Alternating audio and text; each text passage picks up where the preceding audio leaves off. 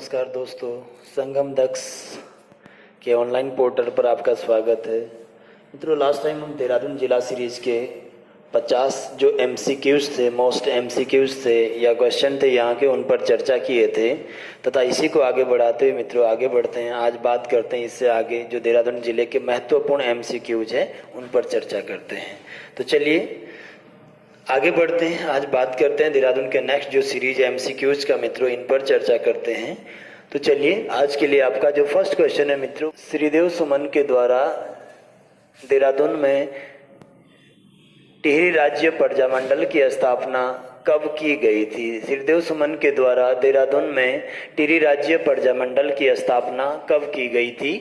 तो आप फटाफट से इसका आंसर टाइप करेंगे सभी बच्चे कि क्या इसका आंसर रहना है। क्वेश्चन में एक बार फिर रिपीट करता हूँ, श्रीदेव सुमन जी के द्वारा देहरादून में टिहरी राज्य प्रजामंडल की स्थापना कब की गई थी? फटाफट से अपने जो है आंसर टाइप करें, अपना आंसर बताएं कि इस क्वेश्चन का आंसर क्या रहना है। चलिए देखिए जरा इस क्वेश्चन को। ये जो प्रश्न है मित्रों आपका, श्रीदेव सुमन के द्वारा देहरादून में टिहरी राज्य प्रजामंडल की स्थापना की गई थी। पहला था 25 मई 1935, अगला है 23 नवंबर 1937, अगला है 23 जनवरी 1939 और 25 जुलाई 1944। इसका जो राइट आंसर है मित्रों आपका वो बनता है आपका क्या, 23 जनवरी 1939 को। 23 जनवरी 1939 को ये जो श्रीदेव सुमन है मित्रों, जिनका बचपन का नाम श्रीदत्त बडोनी होता है और 1937 में या 38 में ये सुमन सौरभ के नाम से कविताएं लिखते थे और यहीं से इनका जो नाम है वो जो है श्रीदत्त बडोनी के स्थान पर श्रीदेव सुमन हो जाता है। तो इन्होंने मित्रों देहरादून में स्थापित किया था क्या, टिहरी राज्य प्रजामंडल। किसकी स्थापना की थी मित्रों? तो टिहरी राज्य प्रजामंडल की स्थापना की थी। किसकी स्थापना किया था? तो टिहरी राज्य प्रजामंडल। और टिहरी राज्य प्रजामंडल की स्थापना मित्रों कहाँ की गई थी?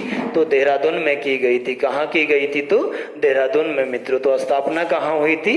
देहरादून में। और देहरादून में भी अगर पूछेगा मित्रों तो देहरादून में किसके घर पर की गई थी ये पूछा जाता है, तो श्याम सिंह नेगी के घर पर ये इन्होंने प्रजामंडल की स्थापना की थी मित्रों। देहरादून में किसके घर पर? श्याम सिंह नेगी। कहाँ हुआ था? देहरादून में। कितने तारीख को मित्रों? तो 23 जनवरी 1939 को ये टिहरी राज्य प्रजामंडल की स्थापना किया था। समझ लेते हैं मित्रों कि श्रीदेव सुमन ने ये जो टिहरी राज्य प्रजामंडल है इसको क्यों स्थापित किया था। तो हम जानते हैं मित्रों कि ये जो टिहरी रियासत था हमारा उत्तराखंड के अंतर्गत, ये जो टिहरी रियासत था यहाँ राजशाही के जो नियम कानून कायदे चल रहे थे उसी के अगेंस्ट टिहरी राज्य की सामान्य जनता को मित्रों यहाँ के मौलिक अधिकार दिलाना या टिहरी की जनता को मित्रों अधिकार दिलाना ही मुख्य उद्देश्य था। किसका? टिहरी राज्य प्रजामंडल का मित्रों। जो किसने बनाया था? तो श्रीदेव सुमन ने बनाया था। अर्थात टिहरी का शासक जो है मित्रों यहाँ पर उत्तरदायी शासन बनाना ही मुख्य उद्देश्य था। उत्तरदायी शासन का मतलब होता है कि इस पर्टिकुलर एरिया का जो भी आपका जो है शासक रहेगा वो जनता के प्रति रिस्पॉन्सिबल रहे। अर्थात कोई भी चीजें, कोई भी घटना यदि घटित होती है तो उनके प्रति राजा क्या है? रिस्पॉन्सिबल रहे। और इसी उत्तरदायी शासन की मांग के लिए मित्रों 23 जनवरी 1939 को देहरादून में श्याम सिंह नेगी के घर पर बनाया था श्रीदेव सुमन ने क्या संस्था को? तो प्रजामंडल की स्थापना, है ना। तो कहां बना था मित्रों? देहरादून में। किसके घर पर? तो श्याम सिंह नेगी के घर पर। क्या था मित्रों मुख्य उद्देश्य? तो टिहरी राज्य की जो सामान्य जनता है उनको मौलिक अधिकार दिलाना, या मित्रों आप कह सकते हैं इसको कि उत्तरदायी शासन दिलाना। क्या दिलाना? उत्तरदायी शासन। और उत्तरदायी शासन का सीधा के सीधा अर्थ है कि रिस्पॉन्सिबल जनता के लिए वो शासक होना चाहिए जो उस क्षेत्र की जनता जिसके अधीन आती। चलिए यहीं पर आप पढ़ेंगे मित्रों कि श्रीदेव सुमन ने ही तो 1938 में दिल्ली में बनाया था कौन सा संगठन? गणदेश सेवा संगठन। कौन सा मित्रों? तो गणदेश सेवा संगठन। दोनों में डिफरेंस है, दोनों के कॉन्सेप्ट अलग है मित्रों। गणदेश सेवा संगठन का मुख्य उद्देश्य था क्या? उत्तराखंड पृथक राज्य की मांग करना या इस पर्वतीय लोगों या पर्वतीय राज्य के लिए अलग से राज्य मांगना। जबकि प्रजामंडल का उद्देश्य था टिहरी राजशाही के अगेंस्ट क्या है? बात करना। और इसी प्रजामंडल की मांग करते करते मित्रों आपने देखा कि लगभग 25 जुलाई 1944 को मित्रों आमरण अनशन करने के बाद किसकी मृत्यु हो गया था? श्रीदेव सुमन की। देन आपने देखा कि जब आजाद हिंद फौज में जो रिटायर हुए कर्नल आपके पितृशरण रतुड़ी, जब वो 1946 में टिहरी गढ़वाल में पहुंचेंगे 1946 में, तो वो इन्हीं की स्मृति में मित्रों हर साल 25 जुलाई को सुमन स्मृति दिवस मनाने की बात करेंगे। फिर यहाँ आगे बढ़ेंगे अन्य चीजों पर। तो पहला जो क्वेश्चन था मित्रों आपका, ये कह रहा था कि श्रीदेव सुमन जी ने देहरादून में जो टिहरी राज्य प्रजा मंडल बनाया वो कब बनाया? तो 23 जनवरी 1939। रिपीट क्वेश्चन है मित्रों स्टेट के आपके जो प्रतियोगी परीक्षाएं हैं। अब मैंने आपको बता दिया कि टिहरी राज्य प्रजा मंडल बनाया गया था कहाँ? देहरादून में। किसके घर में? श्याम सिंह नेगी के। और इसका जो मुख्य उद्देश्य था वो टिहरी रियासत के क्षेत्र या इसके अंतर्गत आने वाली जनता को उत्तरदायी शासन दिलाना या इनके फंडामेंटल राइट्स या सामान्य अधिकारों को मांगना। फिर अगला मैंने आपको बोला मित्रों कि 1938 में इन्होंने दिल्ली में ही बनाया था क्या? गणदेश सेवा संगठन, जिसका उद्देश्य था उत्तराखंड पृथक राज्य की मांग को मानना। और ये पृथक राज्य आगे हम देखेंगे कि गणदेश सेवा संगठन 1944 में हिमालय सेवा संगठन हो गया। आगे बढ़ेगी पृथक राज्य की मांग। चलिए अगले प्रश्न पर यहां से आगे बढ़ते हैं, नेक्स्ट की बात कर लेते हैं अगले प्रश्न की। अगला प्रश्न देखते हैं मित्रों क्या कह रहा है आपको। अगला प्रश्न आया है भारतीय वन अनुसंधान संस्थान। मित्रों ये जो भारतीय वन अनुसंधान संस्थान आपने देखा है, भारतीय वन अनुसंधान संस्थान जो आपने देखा है मित्रों, अगर आप इसकी बात करेंगे भारतीय वन अनुसंधान की, तो ये आपको कह रहा है कि भारतीय वन अनुसंधान संस्थान जो है इस पर किस वर्ष डाक टिकट जारी किया गया, यानी कि एफआरआई जो है आपका मित्रों, इस पर किस वर्ष भारत सरकार के द्वारा डाक टिकट जारी किया गया था। फटाफट से अपने आंसर लिखिएगा। फर्स्ट ऑप्शन ये दे रहा है 1954, सेकंड दे रहा है 1978, थर्ड ये आपके लिए कह रहा है 1991 और चौथा ये आपके लिए दे रहा है मित्रों क्या? 2006। तो फटाफट से आप टाइप करेंगे सेकंड क्वेश्चन के जो आंसर है वो जल्दी से बताएंगे कि एफआरआई के ऊपर जो डाक टिकट जारी किया था भारत सरकार ने, ये किस वर्ष जारी किया था।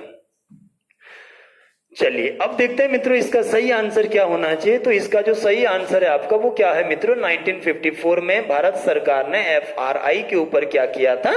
डाक टिकट जारी किया था। और एफआरआई के बारे में मित्रों आपने जाना था कि ये जो एफआरआई है इसका जो गठन हुआ था, इसको सबसे पहले आपने 1878 में मित्रों भारत में क्या बनाया था? देहरादून का पहला वन स्कूल के रूप में स्थापना किया था। इसका संस्थापक क्या कौन था? तो 1865 में जो सर डिट्रिच ब्रांडिस मित्रों इंडिया आए थे, पहले वन सर्वेयर बनके। कौन आया था? तो डिट्रिच ब्रांडिस। उन्होंने वन स्कूल की स्थापना किया था कहाँ? देहरादून में। फिर इसी का नाम 1884 में मित्रों आपने कर दिया था imperial one forest school. Dehradun में मित्रों क्या नाम कर दिया था आपने? तो इंपीरियल वन फॉरेस्ट स्कूल कर दिया था। इसी में आपने रिसर्च का कार्य जोड़ा था। तो 1906 में मित्रों आपने इसको क्या कर दिया था? इसका नाम क्या कर दिया था? Imperial forest one school of Dehradun कर दिया था। और स्वतंत्रता के बाद मित्रों आपने इसी एफआरआई का जो इसका जो नाम किया मित्रों, ये फॉरेस्ट रिसर्च इंस्टीट्यूट किया था। ठीक है ना?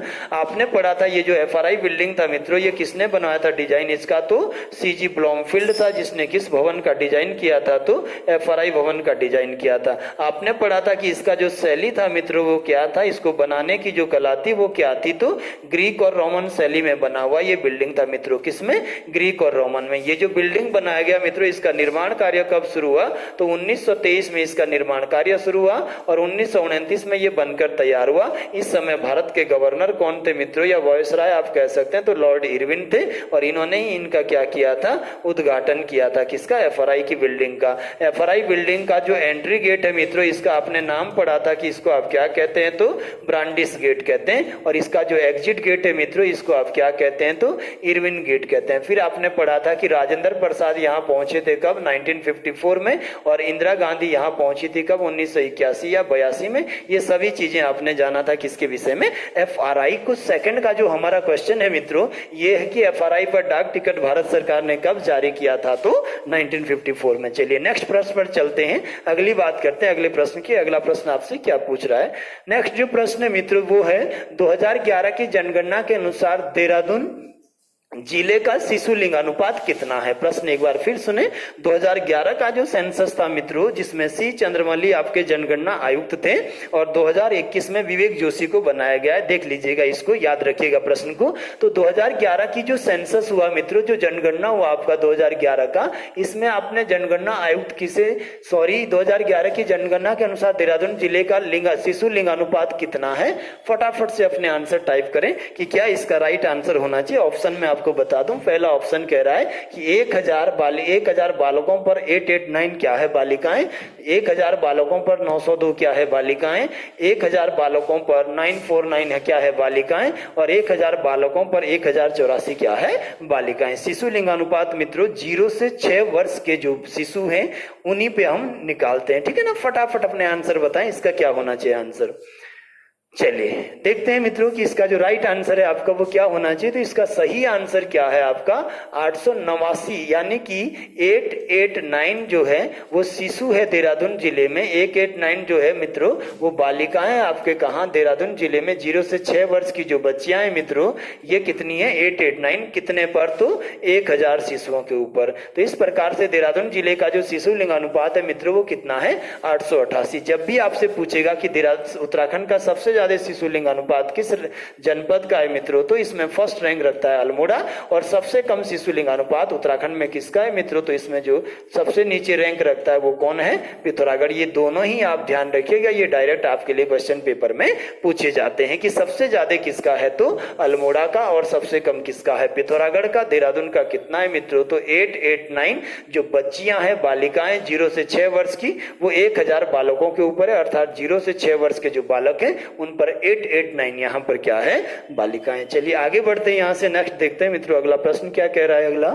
अगला है भारतीय सैन्य एकेडमी इंडियन जो आईएमए है आपका पर किस वर्ष 50 पैसे का डाक टिकट जारी किया गया था। प्रश्न में एक बार फिर रिपीट करा दूं, भारतीय सैन्य अकादमी या आईएमए पर किस वर्ष भारत सरकार ने 50 पैसे का डाक टिकट जारी किया था। पहला ऑप्शन आपका है 1950 में, सेकंड आपका है मित्रों कब 1957 में, थर्ड आपका है कौन 1973 में, और फोर्थ जो ऑप्शन है मित्रों वो आपका कह रहा है क्या 1982 में। फोर्थ जो ऑप्शन है वो आपका कह रहा है क्या 1982 में। फटाफट से इसके आंसर टाइप करिएगा, जल्दी से देखिए क्या आंसर होना चाहिए इस प्रश्न का। फटाफट लिखिएगा मित्रों कि क्या आंसर होना चाहिए इस प्रश्न का, जो आपको कह रहा है कि आईएमए पर पहला डाक टिकट भारत सरकार ने कब जारी किया था। चलिए इसका जो राइट आंसर है मित्रों, ये हम बात करेंगे कि ये जो है ये डाक टिकट कब जारी किया था आईएमए पर, तो 1982 में। कब मित्रों, तो 1982 में ये डाक टिकट जारी किया था, ठीक है ना, किसने, भारत सरकार ने। चलिए आईएमए पर भी थोड़ा सा देख लेते हैं मित्रों कि ये जो इंडियन मिलिट्री एकेडमी का जो भवन है, ये जो बिल्डिंग है मित्रों, या आईएमए को किसने स्थापित किया था। यदि आप इस आईएमए की बात करेंगे तो 1 अक्टूबर मित्रों 1 अक्टूबर का दिन है, और 1 अक्टूबर कब है ये 1932 में। इस समय सर फिलिप चैटवुड रहते हैं मित्रों, कौन, सर फिलिप चैटवुड, जिनके द्वारा किसकी स्थापना की गई थी, इंडियन मिलिट्री एकेडमी की स्थापना की गई थी। किसकी, इंडियन मिलिट्री। इसका जो डिजाइन किया था इस बिल्डिंग का मित्रों, जो आर्किटेक्चर इसका बनाया था, डिजाइन जो इसका किया था वो दो लोगों ने किया था मित्रों। पहला है एडविन लुटियस, बहुत बड़ा जो है क्या है आर्किटेक्चर है, भारत में राष्ट्रपति भवन का भी डिजाइन इन्होंने ही तैयार किया था। तो पहला कौन था, एडविन लुटियस, और इनके साथ सहायक के रूप में मित्रों दूसरा जो काम कर रहे थे वो आपके कौन थे, आरटी रसेल। तो दो लोगों ने इसका डिजाइन तैयार किया था मित्रों, किसने, एडविन लुटियस और आरटी रसेल ने। संस्थापक कौन था इसका, तो फिलिप चैटवुड था, है ना। कब बना था, तो 1 अक्टूबर 1932 को बना था। और मित्रों यहाँ से जो पहला जो है बैच क्वालिफाई हुआ था, फर्स्ट जो औपचारिक यहाँ पर फर्स्ट बैच का आपका ट्रेनिंग शुरू हुआ था वो 10 दिसंबर 1932 को हुआ था। कब हुआ था, 10 दिसंबर 1932 को। इसलिए ये दोनों ही आंसर पे आपको डाउट बनता है। तो स्थापना प्योरली कब है, 1 अक्टूबर 1932,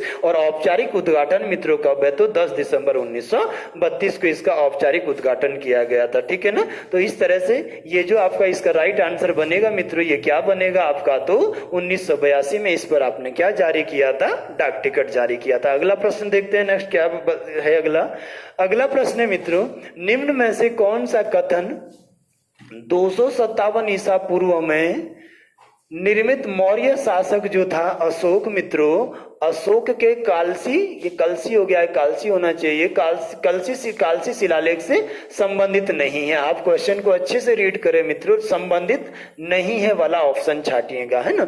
मैं आपके सामने ऑप्शन पढ़ देता हूं। पहला, इसकी खोज 1860 में अंग्रेज विद्वान जॉन फॉरेस्ट के द्वारा की गई थी। सेकंड, ये कह रहा है कि इसकी जो भाषा है वो पूर्णतः पाली है और अंश तो आपकी क्या है, प्राकृत, तथा लिपि क्या है इसकी, तो ब्राह्मी है। तीसरा, इसमें कालसी क्षेत्र को पुलिंद नाम दिया गया है। और चौथा मित्रों, ये कह रहा है कि इसमें हिंसा को त्याग कर अहिंसा का साथ देने के लिए कहा गया था। आपको बताना है कि इनमें से जो रॉन्ग आपका लिखा गया है वो क्या है। फटाफट से जरा इसमें अपने कमेंट आप दीजिएगा, फटाफट से लिखिए कमेंट फटाफट से अपने कि क्या गलत होना चाहिए। चलिए चर्चा करते हैं मित्रों। तो पहला जो ऑप्शन है इसका वो है, इसकी खोज 1860 में अंग्रेज विद्वान फॉरेस्ट महोदय के द्वारा की गई थी। बिल्कुल सही है, पहला जो ऑप्शन है ये सही है मित्रों। और ये अंग्रेज विद्वान जो फॉरेस्ट महोदय था मित्रों, यही आगे जाकर 1860 में ही आपके पहाड़ों के राजा नाम से या एक चक्रा के नाम से जो आपका शहर है मित्रों, चक्राता शहर की भी खोज करता है। कौन? फॉरेस्ट महोदय, ध्यान रखिएगा। सेकंड जो प्रश्न आप जो ऑप्शन दिया हुआ है वो है, इसकी भाषा पूर्ण तो पाली है तथा अंश तो प्राकृत है। मित्रों, इस जो ये फैक्ट है आपका, इस पर बड़ा विवाद चलता है। अलग अलग इतिहासकार इसको अलग अलग बताते हैं। मैं आपको बता दूं तो ये अभी भी जो है विवाद का विषय है, क्योंकि अशोक के मैक्सिमम जो आपके शिलालेख लिखे गए हैं वो प्राकृत भाषा यूज किया गया उसमें। जबकि अगर यहाँ की बात करेंगे तो यहाँ लिखा जाता है कि लगभग मैक्सिमम जो शब्द इसमें लिखे गए वो किस भाषा के हैं, तो पाली भाषा के हैं। तो वैसे तो दोनों का समावेश है, तो आप 80-20 कह सकते हैं इसमें मित्रों की 80% क्या है पाली, 20% लगभग 19% या 20% क्या है प्राकृत। और इसमें हाथी की आकृति बनी हुई है इस शिलालेख में मित्रों। तो एक शब्द संस्कृत का भी इसमें छपा हुआ है, कौन सा? गजेतमे कहा गया है ना। तो इस पर जो है चर्चा करेंगे। वैसे दोनों ही जो है ये ऑप्शन थोड़े से डाउटेड बनते हैं सभी बुक्स में। अगला है, इसमें कालसी क्षेत्र का जो है पुलिंद नाम दिया गया था मित्रों। ये वाला जो फैक्ट है आपका ये बिल्कुल गलत है। यहाँ इसमें कालसी क्षेत्र को पुलिंद न कह के मित्रों आपने क्या कहा था, कालसी क्षेत्र को अपरांत क्षेत्र नाम दिया था। क्या नाम दिया था कालसी क्षेत्र को? तो अपरांत कहा गया था मित्रों इस वाले में, ठीक है ना। तो पुलिंद नहीं, पुलिंद तो इन्होंने क्या कहा था मित्रों, पुलिंद तो कालसी क्षेत्र में रहने वाले लोगों के लिए कहा गया था। यहाँ के जो निवासी थे, इन निवासियों के लिए, इन लोगों के लिए मित्रों, इनके लिए क्या शब्द जो लिखा था इस कालसी शिलालेख में, तो पुलिंद लिखा था, जो आगे जाके कन्वर्ट होके किसमें बदल गया, तो कुनिद हो गया था यही शब्द आगे जाके, ठीक है ना। तो तीसरा जो प्रश्न है ये आपका जो है गलत बनता है। इसमें अपरांत कहा गया, ना कि पुलिंद क्षेत्र कहा गया। और चौथे में तो आपने कहा कि इसमें हिंसा को त्याग कर जो शिक्षाएं दी थी आपने, वो अहिंसा का साथ देने का जो है कहा गया था। दूसरी जो शिक्षा थी मित्रों वो कहा गया था कि स्त्रियों को शिक्षित करना चाहिए, तो स्त्री शिक्षा पर मित्रों इसमें बल दिया गया था। तीसरी जो बात की गई थी वो कहा गया था कि जीव हत्या पर रोक लगनी चाहिए। ये जो जीव हत्याएं हो रही है मित्रों, इस पर क्या है, रोक लगना चाहिए। ये सारे की सारी शिक्षाएं आपको कहाँ मिलेगी, तो अशोक के कालसी शिलालेख में। चलिए, तो यहाँ जो आपका राइट आंसर है मित्रों, यहाँ जो इसमें से गलत दिया गया वो था कालसी क्षेत्र के लोगों को क्या पुलिंद कहा गया है। क्षेत्र को मित्रों, लोगों को तो पुलिंद सही है, क्षेत्र को पुलिंद नहीं बल्कि क्या कहा गया था, तो अपरांत कहा गया था। चलिए आगे बढ़ते हैं, यहाँ से नेक्स्ट बात करते हैं। इसके बाद अगला जो प्रश्न है मित्रों वो है, चीनी यात्री जो हैनसांग है आपका, चीनी यात्री हैनसांग ने कालसी को किस नाम से या किस नाम से संबोधित किया था? फटाफट से मित्रों इसका आंसर देंगे। फर्स्ट कान्याकुब्ज था, सेकंड आपका सुधनगर था, थर्ड ऑप्शन आपका यूलो या मोहिलो लिख लो, और चौथा जो ऑप्शन है वो क्या है, कालकूट है। तो हैनसांग ने आपके कालसी शहर को क्या संज्ञा दिया था मित्रों? फटाफट से अपने कमेंट में टाइप करें कि इसका सही आंसर आपका क्या होना चाहिए। जल्दी से इसको जो है कमेंट करें और बताएं कि राइट आंसर क्या होना चाहिए। चलिए अब देखो बात कर लेते हैं मित्रों। तो ये जो हैनसांग के द्वारा मित्रों कालसी को नाम दिया गया था, ये क्या कहा गया था, सुध नगर की संज्ञा दी गई थी। कौन से नगर की संज्ञा दी गई थी मित्रों? तो सुध नगर की। इससे पहले कालसी को जाना जाता था किन नामों से? तो कालकूट भी कालसी का नाम था और तलकूट भी आपका किसका नाम था, तो कालसी का। इसके स्थान पर हैनसांग ने मित्रों क्या बोला था, इसे तो सुध नगर कहा था, है ना। हैनसांग की मित्रों अगर बात करेंगे तो ये जो हैनसांग था मित्रों, ये हैनसांग आपका आपका 529 ईस्वी में कहाँ आया, भारत आता है। कब मित्रों, तो 529 ईस्वी में। और कब तक भारत रहेगा, तो 545 तक। कितने सालों तक इंडिया रहेगा, तो 16 सालों तक। इस समय भारत में जो सत्ता थी मित्रों वो किसकी थी, तो पुष्यवित्त वंश के जो राजा है मित्रों वो हर्षवर्धन की सत्ता थी। कहां पर, भारत में। और इसी समय मित्रों ये आया था, नालंदा विश्वविद्यालय में गया था। किस विश्वविद्यालय में, नालंदा विश्वविद्यालय, जिसकी स्थापना कितने किया था मित्रों, तो 419 ईस्वी के आसपास ये जो बनाया था मित्रों, हालांकि हर पुस्तकें अलग अलग देती है, ये बनाया था किसने, कुमारगुप्त ने। इसके बाद यहीं पर मित्रों एक और विश्वविद्यालय आपने बनाया था बिहार में ही, जिसका नाम क्या था, विक्रमशिला विश्वविद्यालय। क्या था, विक्रमशिला विश्वविद्यालय। और ये जो विक्रमशिला बनाया था मित्रों ये किसके द्वारा बनाएगा, तो पाल वंश के राजा कौन, धर्मपाल के द्वारा बनाएगा था। किसके द्वारा, तो धर्मपाल के द्वारा, है ना। अब ये जो आपका मित्रों नालंदा विश्वविद्यालय है, इस नालंदा विश्वविद्यालय में 4 वर्षों तक अध्ययन किया था मित्रों, किसने, हेनसांग ने, है ना। और जब इसने यहाँ अध्ययन किया था तो इस समय इस यूनिवर्सिटी का जो प्राचार्य था मित्रों वो कौन था, शीलभद्र। ये सारे के सारे क्वेश्चन यहाँ से आए हैं। हेनसांग का मित्रों अगर आप बचपन का नाम देखेंगे तो ये कुड़ के नाम से जाना जाता था। किस नाम से, कुड़ के। इसका जो वास्तविक नाम है मित्रों वो क्या था हेनसांग का, तो युवानच्वान के नाम से जाना जाता था। जब ये चाइना से दुनिया में बौद्ध धर्म की खोज करने चलेगा तो इस समय चाइना में किस राजवंश की सत्ता थी, तो लुई राजवंश की सत्ता थी मित्रों, है ना। और ये दुनिया के मित्रों बौद्ध धर्म की खोज करने के लिए दुनिया के कितने देशों की यात्रा किया, लगभग 138 देशों की। इसका जो यात्रा वृत्तांत है मित्रों हेनसांग का, इस यात्रा वृत्तांत या इस पुस्तक का नाम मित्रों आपको क्या मिलेगा, तो ये सियुकी नाम की पुस्तक है। कौन सी मित्रों, तो सियुकी, ठीक है ना। अब हमने देखा कि ये जो हेनसांग है मित्रों ये उत्तराखंड कब आया, तो 534 में 634 में सॉरी। और कब तक रहेगा, तो 638 ईस्वी तक उत्तराखंड में रहेगा। सबसे पहले ये उत्तराखंड में कहाँ की यात्रा करता है, तो हरिद्वार की यात्रा करता है। और हरिद्वार को क्या नाम देता है मित्रों, तो मोयुलो कहता है। क्या कहता है, तो मोयुलो कहता है। गंगा नदी को यहाँ क्या कहता है, तो महाभद्रा नाम देता है। क्या नाम देता है, महाभद्रा। और फिर इसके बाद शिवालिक हिमालय को पार करने के बाद, तिमली मोहंड पास को पार करने के बाद पचवादुन वाले एरिया में पहुंचेगा तो आपका कालसी के आसपास जो हरिपुर शहर है मित्रों इसका पूरा इतिहास लिखेगा कौन, हेनसांग। और इसके बाद कालसी क्षेत्र में पहुंचेगा तो कालसी को क्या नाम देगा, सुधनगर। और फिर 638 में मित्रों बात करेंगे तो ये उधम सिंह नगर के गोविसाण शहर पहुंचेगा। वो गोविसाण जिसको आप आजकल क्या कहते हैं, काशीपुर के नाम से जानते हैं। तो इस तरह से उत्तराखंड की यात्रा समाप्त करता है। चलिए आगे बढ़ते हैं, नेक्स्ट प्रश्न पर बात करते हैं मित्रों। इसके बाद अगला जो प्रश्न है आपका वो है, निम्नलिखित में से पुस्तकों व उनके लेखक में से कौन सा कथन जो है सही नहीं है, कौन सा कथन मित्रों मिसमैच है इसमें से, जिसको आपने सही करना है। पहला ऑप्शन है दून एवं उसके आर्किटेक्ट, ये जो लिखी गई है पुस्तक वो देवकी नंदन पांडे ने लिखा, सही है या गलत है ये आपने ऑप्शन में बताना है। सेकंड है डिस्कवरी राजा जी, पुस्तक लिखी किसने, डॉक्टर सृजना राणा ने, सही है कि गलत है आपको बताना है। एक इनमें से मिसमैच होगा। देहरादून का गजेटियर मित्रों इसका हिंदी अनुवाद करा था किसने, प्रकाश थपलियाल ने। इसके बाद अगला है मसूरी मेडले, जो पुस्तक लिखा गया है वो प्रोफेसर गणेश जोशी के द्वारा लिखा है, सही है कि गलत है। और लास्ट आपने बताना है मेंबर्स ऑफ देहरादून, जो पुस्तक लिखा है ये GRG विलियम्स के द्वारा लिखी गई। इनमें से एक रॉन्ग ऑप्शन आपका है मित्रों, वो आपने बताना है कि कौन सा इनमें से जो है गलत ऑप्शन है या इनमें से जो सही नहीं है।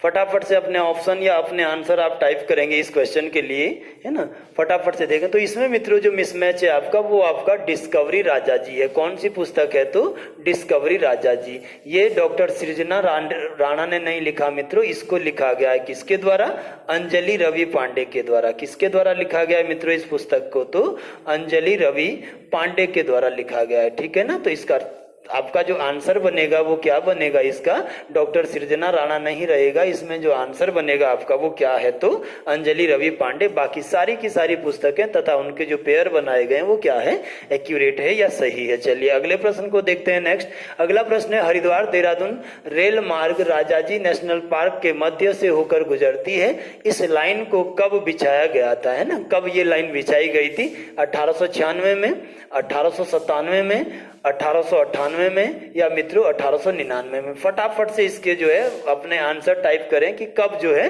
देहरादून हरिद्वार रेलवे लाइन को जो है बिछाया गया था, इस लाइन का जो है निर्माण किया गया था। फटाफट से देखेंगे इसका राइट आंसर क्या है, फटाफट टाइप करिएगा। 1896, 1897, 1898 या 1899 कब ये जो है रेलवे लाइन बिछाया गया था, ठीक है ना। तो इसका जो राइट आंसर है मित्रों ये क्या होना चाहिए आपका, तो 1897 में ये जो राजाजी नेशनल पार्क के मध्य से होकर आपने रेल लाइन बनाई, वो कब इसका निर्माण किया, तो 1897 में, है ना। अब मित्रों आप देखिएगा कि ये जो हरिद्वार और लक्सर को आपने जोड़ा था सबसे पहले, तो हरिद्वार लक्सर को भी इसी समय आपने जोड़ा था। देन आपने क्या किया था, हरिद्वार से देहरादून को जोड़ने के लिए रेलवे लाइन बनाया, और फिर हरिद्वार और देहरादून जो आपस में जुड़े थे रेलवे लाइन से मित्रों, ये समय कब का था, 1900 ईस्वी का। 1900 ईस्वी में हरिद्वार को आपने कनेक्ट कर लिया था, किससे, देहरादून से। अभी मित्रों 2003 के लिए क्वेश्चन बना था कि ये जो आईएसओ मतलब पर्यावरण या सभी प्रदूषण मानक के आधार पर जो स्वच्छ रेलवे स्टेशन है, तो उत्तराखंड का पहला रेलवे स्टेशन बना था मित्रों, कौन, देहरादून, जिसको आपने 2003 में क्या है आईएसओ प्रमाणन का दर्जा दिया था। तथा ये जो लाइन बनाई गई थी ये कब बनाई गई थी, तो 1897 में। आगे बढ़ते हैं, यहां से नेक्स्ट प्रश्न पर बात कर लेते हैं। अगला प्रश्न क्या कह रहा है, अगला प्रश्न है मित्रों, वर्ष 2020-21 में बाल मित्र ग्राम सभा का जो ग्राम पंचायत सर्वश्रेष्ठ ग्राम पंचायत पुरस्कार था मित्रों, वो आपने किसको दिया था, किस ग्राम पंचायत को दिया था। ए था अटक फार्म ग्राम पंचायत सहसपुर, बी था मित्रों बादाम वाला ग्राम पंचायत विकास नगर, सी था रसूलपुर ग्राम पंचायत विकास नगर, और डी है मित्रों तिमली ग्राम पंचायत विकास नगर। ये जो आपने देखा मित्रों ये 2020-21 के लिए बात कर रहा है, ना कि 21-22 के लिए बात कर रहा है ना। तो इसमें अगर आप देखेंगे तो सर्वश्रेष्ठ जो ग्राम सभा या बाल मित्र ग्राम पंचायत का जो पुरस्कार दिया था आपने, वो किस ग्राम सभा को दिया था। फटाफट से अपने राइट आंसर टाइप करें कि कौन सी ग्राम सभा इसमें जिसमें आपने सर्वोच्च ग्राम सभा का पुरस्कार दिया था, ठीक है ना। तो जल्दी से देखें इसका आंसर क्या बनना चाहिए। चलिए राइट आंसर मित्रों इसका जो बनेगा वो आपका था क्या, अटक फार्म ग्राम पंचायत क्या सहसपुर को, इसको आपने बाल मित्र पुरस्कार दिया था, कब का, 2020-21 के लिए, ठीक है ना। चलिए अगले प्रश्न पर यहां से आगे बढ़ते हैं, नेक्स्ट देखते हैं। अगला था मसूरी का सबसे प्राचीन बाजार निम्न में से किसे कहा जाता है, या कौन सा है मित्रों, या सबसे प्राचीन बाजार कौन सा है। पहला बहन बाजार है, दूसरा लंढौर बाजार है मित्रों, तीसरा आपका ये सभी प्राचीन है, चौथा कुलाड़ी बाजार है। फटाफट से इसके जो है आंसर टाइप करें कि इसका सही आंसर जो है वो क्या होना चाहिए। जल्दी से अपने आंसर टाइप करें कि मसूरी का सबसे जो प्राचीन बाजार है मित्रों वो किसे माना जाता है इनमें से, जल्दी से आप बताएं मसूरी का सबसे प्राचीन बाजार, ठीक है। चलिए जान लेते हैं मित्रों कि इसका राइट आंसर क्या होना चाहिए। तो इसका जो राइट आंसर है वो आपका क्या है, बी ऑप्शन होगा। मसूरी का सबसे प्राचीन जो बाजार माना जाता है वो क्या है, लंढौर बाजार को माना जाता है। चलिए आगे बढ़ते हैं नेक्स्ट प्रश्न पर, इसके बाद बात करते हैं अगले पर। अगला प्रश्न है ऐतिहासिक मान्यताओं के आधार पर, ऐतिहासिक मान्यताओं के अनुसार मित्रों भगवान जो शिव जी हैं आपके, या जो शिव है उन्हें समुद्र मंथन से निकलने वाले किस विष को ग्रहण किया था। कौन सा विष था जो समुद्र मंथन से निकला था मित्रों और इनको पिया था किसने, भगवान शिव के द्वारा इसका जो है इसको पिया गया था। पहला है मित्रों जंगम विष, सेकंड है आपका अस्थावर विष, थर्ड है मित्रों आपका कालकूट विष, और फोर्थ है आपका शरीर विष। फटाफट से आप इसके आंसर टाइप करें कि इसका सही आंसर क्या होना चाहिए। जल्दी से लिखें मित्रों कि सही जवाब इसका या सही आंसर क्या होना चाहिए। चलिए अब देख लेते हैं मित्रों इसका जो राइट आंसर है वो आपका कौन सा है, कालकूट विष है। कौन सा विष मित्रों, तो कालकूट विष है ना। आप देखेंगे कि जब ये समुद्र मंथन हुआ था मित्रों, समुद्र मंथन जब चल रहा था देवताओं का और किसका, असुरों का, तो इस दौरान जो कलश निकला था आपका कौन सा मित्रों, अमृत कलश, वो किसके हाथ लग गया था, तो असुरों के हाथ लग गया था। किसके हाथ मित्रों, तो असुरों के। और इसमें जो निकलने वाला जो विष है मित्रों, ये विष जो है निकला था इससे, तो ये विष किसने धारण किया था, भगवान शिव ने मित्रों। ये शिव का कलश लिया था। और फिर आपका जो ये देहरादून या ऋषिकेश के सामने नीलकंठ पर्वत है मित्रों, इस नीलकंठ पर्वत पर ही इन्होंने ये जो कालकूट विष निकला था इसको धारण कर लिया था या पी लिया था, किसने, भगवान शिव ने। और ऐसा कहते हैं ऐतिहासिक मान्यताएं कि जब इन्होंने ये विष पिया मित्रों यहाँ पर, तो फिर इनके गले को माँ पार्वती ने इनका गला क्या है, दबा दिया था, जिसकी वजह से ये विष इनके पेट तक ना पहुंचे। और इसीलिए इस स्थान पर इनका जो गला है मित्रों, इनका जो गला है वो कैसा हो गया था, नीला नीला हो गया था विष के कारण, और तभी से नीला होने के कारण नीलाकंठ को ही आप क्या कहते हैं, तो नीलकंठ पर्वत कहते हैं। तो वहीं से ये नीलकंठ पर्वत या नीलकंठ के रूप में जाना जाता है। तो कौन सा विष लिया था या धारण किया था यहाँ से, तो कालकूट विष। अगले प्रश्न पर चलते हैं, नेक्स्ट बात करते हैं। अगला जो प्रश्न है, कैप्टन यंग ने मसूरी शहर की स्थापना किस वर्ष की थी? फटाफट से मित्रों आंसर टाइप करिएगा इस क्वेश्चन का भी, कि ये जो आयरलैंड का रहने वाला है कैप्टन यंग, मित्रों ये कैप्टन यंग जो ईस्ट इंडिया कंपनी का एक अधिकारी के रूप में यहाँ पहुंचता है, इसने जो है कब मसूरी की स्थापना किया था? 1825 में, 1828 में, 1832 में, या मित्रों 1845 में? फटाफट से अपने आंसर टाइप करें इस प्रश्न के, जल्दी से बताएं कि कब जो है मसूरी की स्थापना किया गया था। चलिए इस क्वेश्चन का राइट आंसर जान लेते हैं मित्रों। तो यदि आप देखेंगे मित्रों, तो मसूरी जो है, इस मसूरी के जो कैप्टन यंग ने स्थापित किया था मित्रों, ये कब किया था? 1825 में। तो ऑप्शन ए इसका राइट आंसर है। और 1825 में मित्रों ये जो कैप्टन यंग है ये कहाँ का है? तो एक आयरिश अधिकारी, आयरलैंड का अधिकारी है। इसने टिरी के राजा किससे? सुदर्शन शाह से मित्रों मसूरी शहर को 80 सालों के लिए लीज पर लिया था, 80 सालों के लिए पट्टे पर लिया था। और इस समय यहाँ 600 अंग्रेज जो बचे थे मित्रों, इन्हीं के साथ मसूरी शहर को बसाया था। फिर आप देखेंगे कि आगे बढ़कर ये जनसंख्या बढ़ेगी, तो यहाँ बहुत सारा आपका ग्लोगी डैम वगैरह आप बनाएंगे, ये प्रोजेक्ट बनाएंगे, उन पर आगे बात करेंगे। तो 1825 में मसूरी की स्थापना किसने किया था? कैप्टन यंग के द्वारा। चलिए आगे बढ़ते हैं यहाँ से। अगला प्रश्न है, जॉली ग्रांट हवाई अड्डे का निर्माण किस वर्ष किया गया था? मित्रों अच्छा प्रश्न है, फटाफट से इसके आंसर टाइप करें। 1963 में। कब मित्रों? 1963, 1974, 1985, या मित्रों लास्ट आपका क्या है? 1996 में। जॉली ग्रांट हवाई अड्डा जो ऋषिकेश के पास है आपका, ये कब बनाया गया था मित्रों? तो फटाफट से इसका आंसर आप बताएं क्या है जॉली ग्रांट हवाई अड्डे का, तो कब किया गया था इसकी स्थापना? तो जल्दी से अपने ऑप्शन बताएं। इसका जो राइट आंसर है मित्रों वो क्या होना चाहिए? 1974 में बनाया गया। और अभी जो वर्तमान में अटल बिहारी जी की डेथ होने के बाद, मृत्यु होने के बाद मित्रों इसका नया नाम क्या कर दिया आपने? तो अटल बिहारी अंतर्राष्ट्रीय हवाई अड्डा या अटल बिहारी हवाई अड्डा कर दिया गया है मित्रों। अब जॉली ग्रांट हवाई अड्डे का नाम, ध्यान रखिएगा इसको। चलिए आगे बढ़ते हैं, यहाँ से बात करते हैं नेक्स्ट प्रश्न पर। अगला है एमडीडीए की स्थापना देहरादून में किस वर्ष की गई है ना? मसूरी देहरादून डेवलपमेंट अथॉरिटी में मित्रों फुल फॉर्म होता है इसका। तो एमडीडीए की जो स्थापना ये किस वर्ष की गई थी? फटाफट इसका भी आंसर बताएं आप। 1979 में, 1981 में, 1984 में, या मित्रों 1987 में? जल्दी से कमेंट बॉक्स में टाइप करें मित्रों इस प्रश्न का आंसर भी, कि कब आपने जो है एमडीडीए की स्थापना किया था। मसूरी देहरादून डेवलपमेंट जो अथॉरिटी बनाया था मित्रों आपने, मसूरी देहरादून डेवलपमेंट जो अथॉरिटी बनाया था आपने, ये कब स्थापित किया था? फटाफट लिखिएगा। चलिए इसका भी राइट आंसर जानते हैं मित्रों कि एमडीडीए जो बनाया गया वो कब बना था? तो 1984 में। ठीक है, अगले प्रश्न पर चलते हैं, यहाँ से नेक्स्ट बात करते हैं। अगला जो प्रश्न है वो है, भारतीय पुरातत्व सर्वेक्षण विभाग देहरादून में आर्कियोलॉजिकल जो डिपार्टमेंट है मित्रों, इसकी स्थापना देहरादून में किस वर्ष की गई थी? अभी उत्तराखंड के यूके SSC के 2 पेपरों में रिपीट है मित्रों क्वेश्चन, ये बहुत अच्छे से इसको ध्यान दीजिएगा। भारतीय पुरातत्व सर्वेक्षण विभाग देहरादून में किस वर्ष स्थापित किया गया था? ऑप्शन देख लीजिएगा। 1966, लगभग 1993, वर्ष 2003 है ना, और इसके बाद आपने कहा क्या? 2005। किस वर्ष आपने जो है देहरादून में स्थापित किया था क्या? पुरातत्व सर्वे ऑफ इंडिया या आर्कियोलॉजिकल विभाग? फटाफट से इसके भी आंसर आप कमेंट बॉक्स में टाइप करें कि इसका जो सही आंसर है वो क्या होना चाहिए।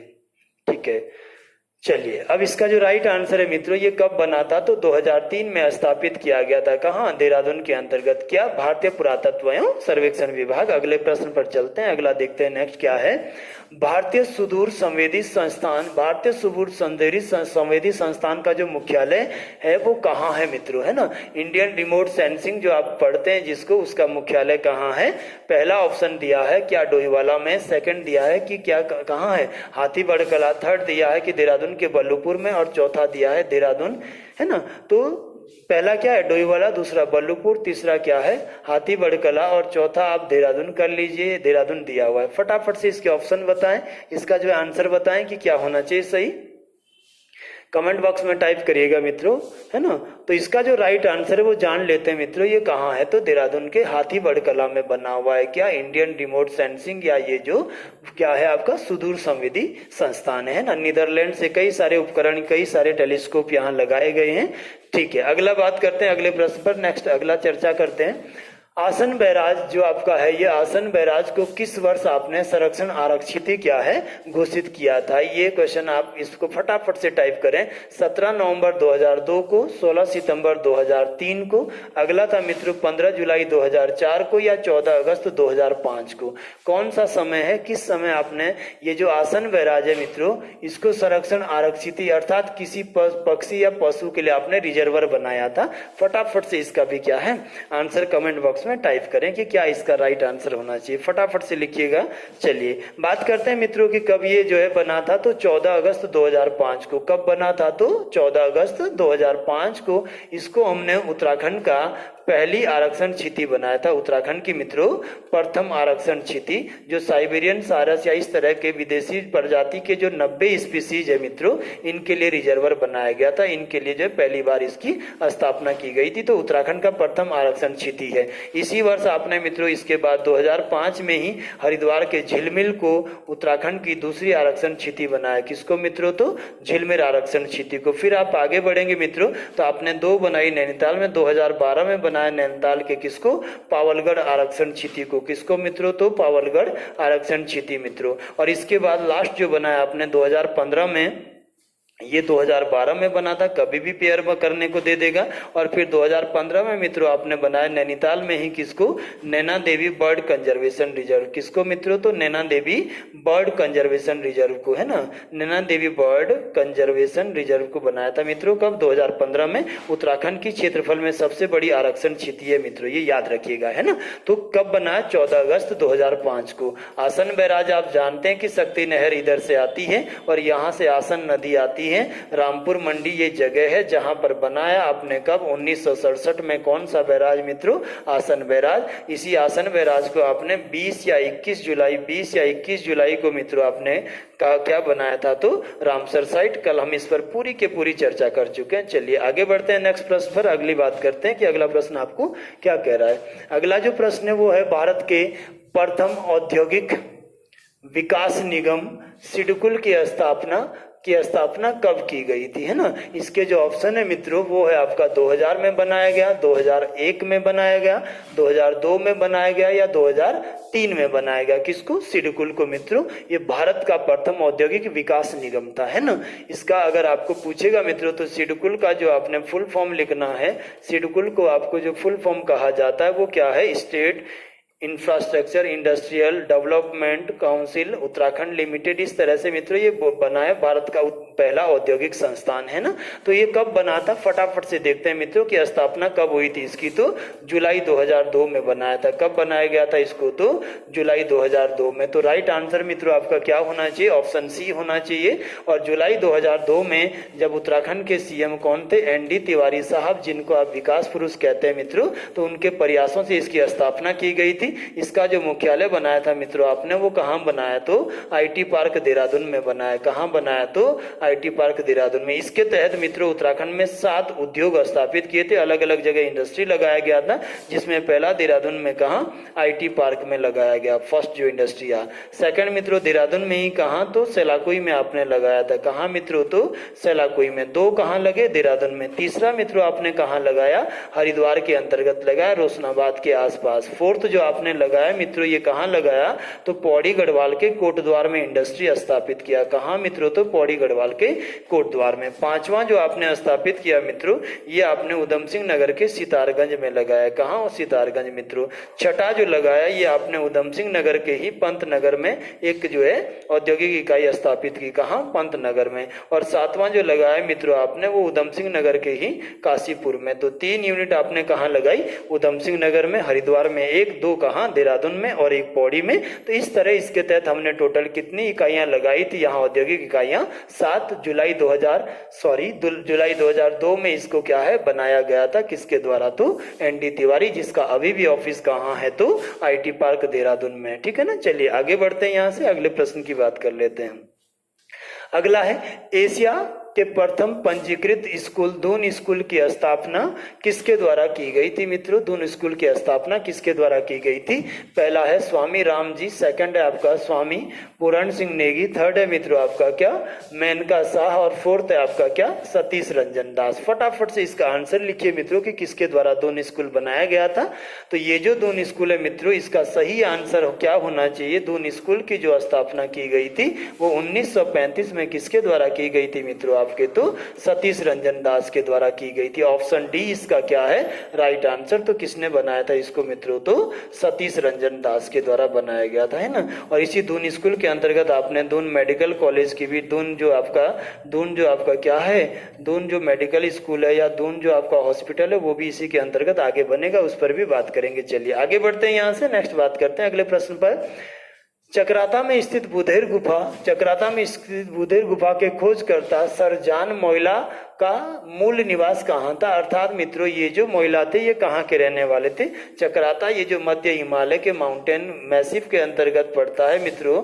ये चक्राता आपका इस यहाँ पर ये जो चक्राता के पास ही मित्रों क्या था मोइला टॉप है, ये वाली जो जगह है मोइला टॉप महत्वपूर्ण भूग्याल और पर्यटक स्थल है मित्रों ये मोइला टॉप आपका।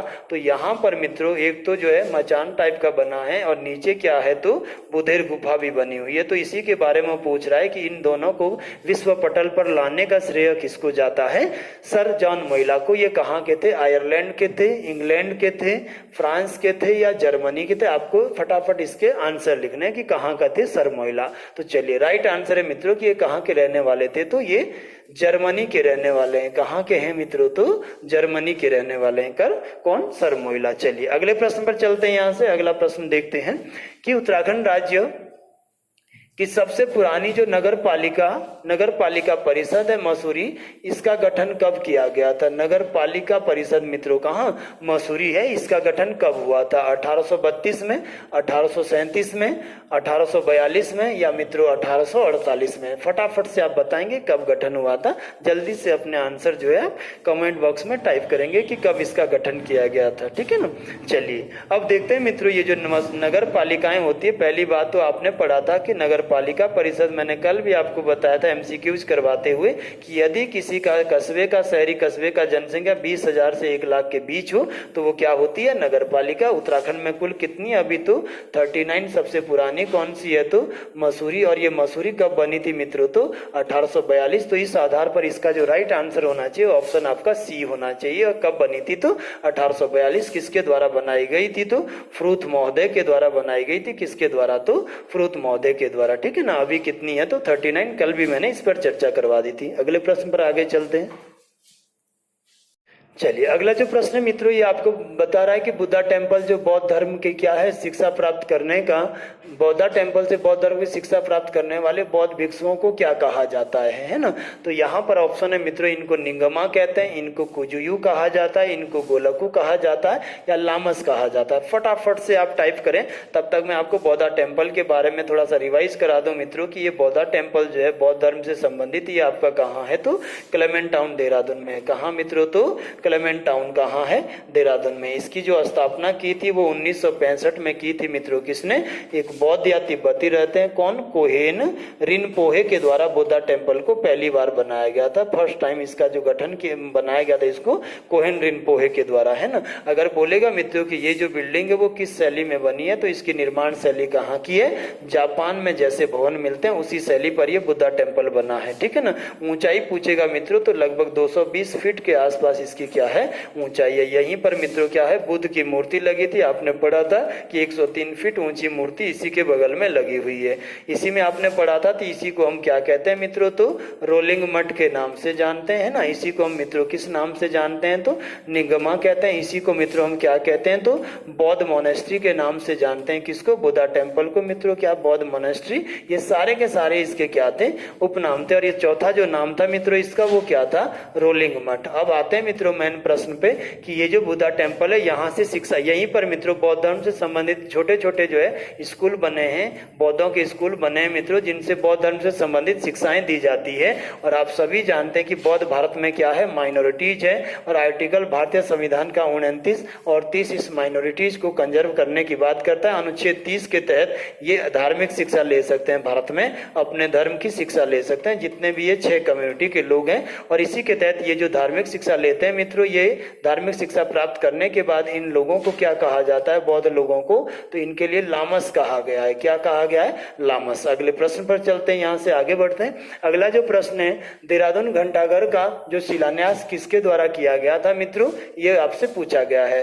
सरोजिनी नायडू, लाल बहादुर शास्त्री, आनंद सिंह रईस या मित्रों ND तिवारी के द्वारा इसका शिलान्यास किया गया था। ठीक है, फटाफट से अपना जो जवाब वो कमेंट बॉक्स में टाइप करें कि इस क्वेश्चन का राइट आंसर आपका क्या होना चाहिए। चलिए तब तक बात करते हैं मित्रों ये जो क्लॉक टावर है इसके विषय में। तो ये क्लॉक टावर की अगर आप बात करेंगे मित्रों तो कितना ऊंचा है, तो 85 फीट ऊंचा क्या है, देहरादून के बीचों बीच घंटाघर नामक जगह पर बना हुआ क्या है, क्लॉक टावर है, जिसके बीच में क्या है, आपको जो है घड़ी दर्शाया गया है इस क्लॉक टावर में। अगर इसके निर्माण की बात करेंगे मित्रों तो इसका जो निर्माण किया था वो आनंद सिंह रईस ने किया था। किसने किया था, आनंद सिंह रईस के द्वारा बनाया गया था मित्रों, किसको, क्लॉक टावर देहरादून को, है ना, अपने पिता किसकी याद में, तो बलबीर सिंह रईस की याद में। किसकी याद में मित्रों, तो बलबीर सिंह रईस की स्मृति में, इसीलिए आप इसको जो है बलबीर टावर भी कहते हैं, उपनाम क्या कहते हैं, बलबीर टावर। अब देखो इसका जो शिलान्यास का मतलब होता है मित्रों, पहली जो ईंट लगाई गई यहाँ पर वो शिलान्यास किसके द्वारा किया गया था, तो इसका राइट आंसर है जुलाई 1948 में, जुलाई 1948 में ये जो शिलान्यास किया गया था मित्रों, जुलाई 1948 में पहली ईंट रखी गई थी। ये किसके द्वारा रखी गई थी, सरोजिनी नायडू के द्वारा। किसके द्वारा, सरोजिनी नायडू, जो उत्तर प्रदेश की या भारत के किसी भी राज्य की पहली क्या थी मित्रों, तो राज्यपाल थी। और राज्यपाल को आप जानते हैं कि भारतीय संविधान के आर्टिकल 152 या 153 या 152 से लेकर 61 तक उल्लेख है, जहां जिसको हमने किस देश से संविधान से कॉपी किया था, कनाडा से। कब इसको शामिल किया, तो भारत के 1935 का जो अधिनियम आपने बनाया था, भारत शासन अधिनियम, है ना, तो भारत के किसी भी राज्य की पहली महिला राज्यपाल थी। और अगला क्वेश्चन मित्रों यहाँ से GS में बनता है कि 1925 ईस्वी का जो कानपुर अधिवेशन हुआ था, किसका, INC का मित्रों, इस कानपुर अधिवेशन की अध्यक्षता की थी इसने कब, 1925 में। और इस प्रकार से ये पहली भारतीय महिला बनी थी जिसने किस अधिवेशन की अध्यक्षता किया था, तो भारतीय राष्ट्रीय कांग्रेस की अधिवेशन की अध्यक्षता करने वाली प्रथम भारतीय महिला, है ना, कौन मित्रों, तो प्रथम भारतीय महिला। और पहली महिला जिसने INC के अधिवेशन की अध्यक्षता किया था मित्रों, ये 1917 में कोलकाता अधिवेशन की अध्यक्षता किया था आयरलैंड की रहने वाली कौन, एनी बेसेंट के द्वारा। किसके द्वारा मित्रों, तो एनी बेसेंट। परंतु भारतीय कौन है, सरोजिनी नायडू है, और उसी ने शिलान्यास किया था, है ना। जब ये बनकर तैयार हुआ मित्रों 5 सालों के बाद 1953 में, तो इसका जो उद्घाटन किया था ये किया था किसने, लाल बहादुर शास्त्री ने, जो जवाहरलाल नेहरू की सरकार में इस समय रेलवे तथा पर्यटन मंत्री थे। कौन थे मित्रों, तो रेलवे या पर्यटन विभाग में थे। चलिए आगे बढ़ते हैं इस क्वेश्चन से, अगली बात करते हैं यहाँ से नेक्स्ट प्रश्न पर। अगला है भारतीय सैन्य अकादमी के मुख्य भवन का जो डिजाइन है वो किसके द्वारा बनाया गया है, किसके द्वारा दिया गया था। हालांकि अभी अभी हमने इस प्रश्न पर चर्चा किया था, फिर भी आप इस का जो है आंसर फटाफट से टाइप करें कि क्या होना चाहिए। फिलिप चैटवुड ने किया था, एडविन लुंटियस व RT रसेल ने किया था, सर एकमैन ने किया था, या मेजर रेनेल के द्वारा किया गया था। फटाफट से लिखो मित्रों। फिलिप चैटवुड के बारे में बात करेंगे तो ये इसका संस्थापक माना जाता है, किसका, IMA का। डिजाइन नहीं दिया था, क्या है मित्रों, ये तो इसका संस्थापक है ना। एडविन लुंटियस और RT रसेल के द्वारा मित्रों इसका जो है डिजाइन दिया गया। तो राइट आंसर क्या होना चाहिए, ऑप्शन बी। और इसीलिए इसका जो शैली था वो क्या रहा था आपका, तो ग्रीक और रोमन शैली में आपने बात किया था अभी अभी। इसके बाद एकमैन वो थे जिन्होंने 1904 में मित्रों गलोगी जो प्रोजेक्ट बना था मसूरी के अंतर्गत भट्टाफाल में, इसका डिजाइन तैयार किया था। और मेजर रेनेल वो थे जो 1767 में जब सर्वे ऑफ इंडिया बनाया मित्रों आपने, तो सर्वे ऑफ इंडिया के पहले ये क्या थे, सर्वेयर रहे थे। कौन रहे थे? सर्वेयर। अगले प्रश्न पर चलते हैं, यहां से अगला बात करते हैं। अगला है मित्रों, जॉर्ज एवरेस्ट ने विश्व की सबसे ऊंची चोटी माउंट एवरेस्ट की जो ऊंचाई है 8,848 वो कब बताई थी? फटाफट से इसके आंसर टाइप करें। 1830 में बताइए, 1841 में बताइए, 1852 में बताइए, 1863 में। जल्दी से आंसर टाइप करो, तब तक मैं आपको समझाता हूं। माउंट एवरेस्ट ये जो है वो विश्व की सबसे ऊंची चोटी है। ये जो माउंटेन मैसिव है मित्रों, ये दुनिया की सबसे ऊंची चोटी है और 8,848 मीटर इसकी ऊंचाई है। और ये 8,848 बताया था मित्रों कब? 1852 में। किसने बताया था? तो जॉर्ज एवरेस्ट के द्वारा बताई गई थी। जॉर्ज एवरेस्ट कहाँ के थे? तो ब्रिटेन के रहने वाले मित्रों। ये कौन है? सर्वे ऑफ इंडिया के सर्वेयर थे, है ना। अब देखो 8,848 मित्रों, अगर आप इसका नेपाली भाषा में नाम देखेंगे तो इसको नेपाली भाषा में आप क्या कहते हैं? माउंट एवरेस्ट को सागर माथा। तिब्बती भाषा में अगर आप बात करेंगे मित्रों तो इसी चोटी को आप क्या कहते हैं? चोमोलुंगमा, जिसका शाब्दिक अर्थ होता है क्या? बर्फ की देवी या सुंदरता की देवी। क्या होता है मित्रों? तो बर्फ की देवी, या इसी को आप क्या कहते हैं तिब्बती भाषा में? तो सुंदरता की देवी कहा जाता है। किसको मित्रों? तो माउंट एवरेस्ट को। माउंट एवरेस्ट पर पहुंचने वाला जो पहला बंदा था मित्रों, ये 1954 ईस्वी में न्यूजीलैंड के कौन यहाँ पहुंचे थे? तो एडमंड हिलेरी मित्रों। पहला कौन बंदा पहुंचा था?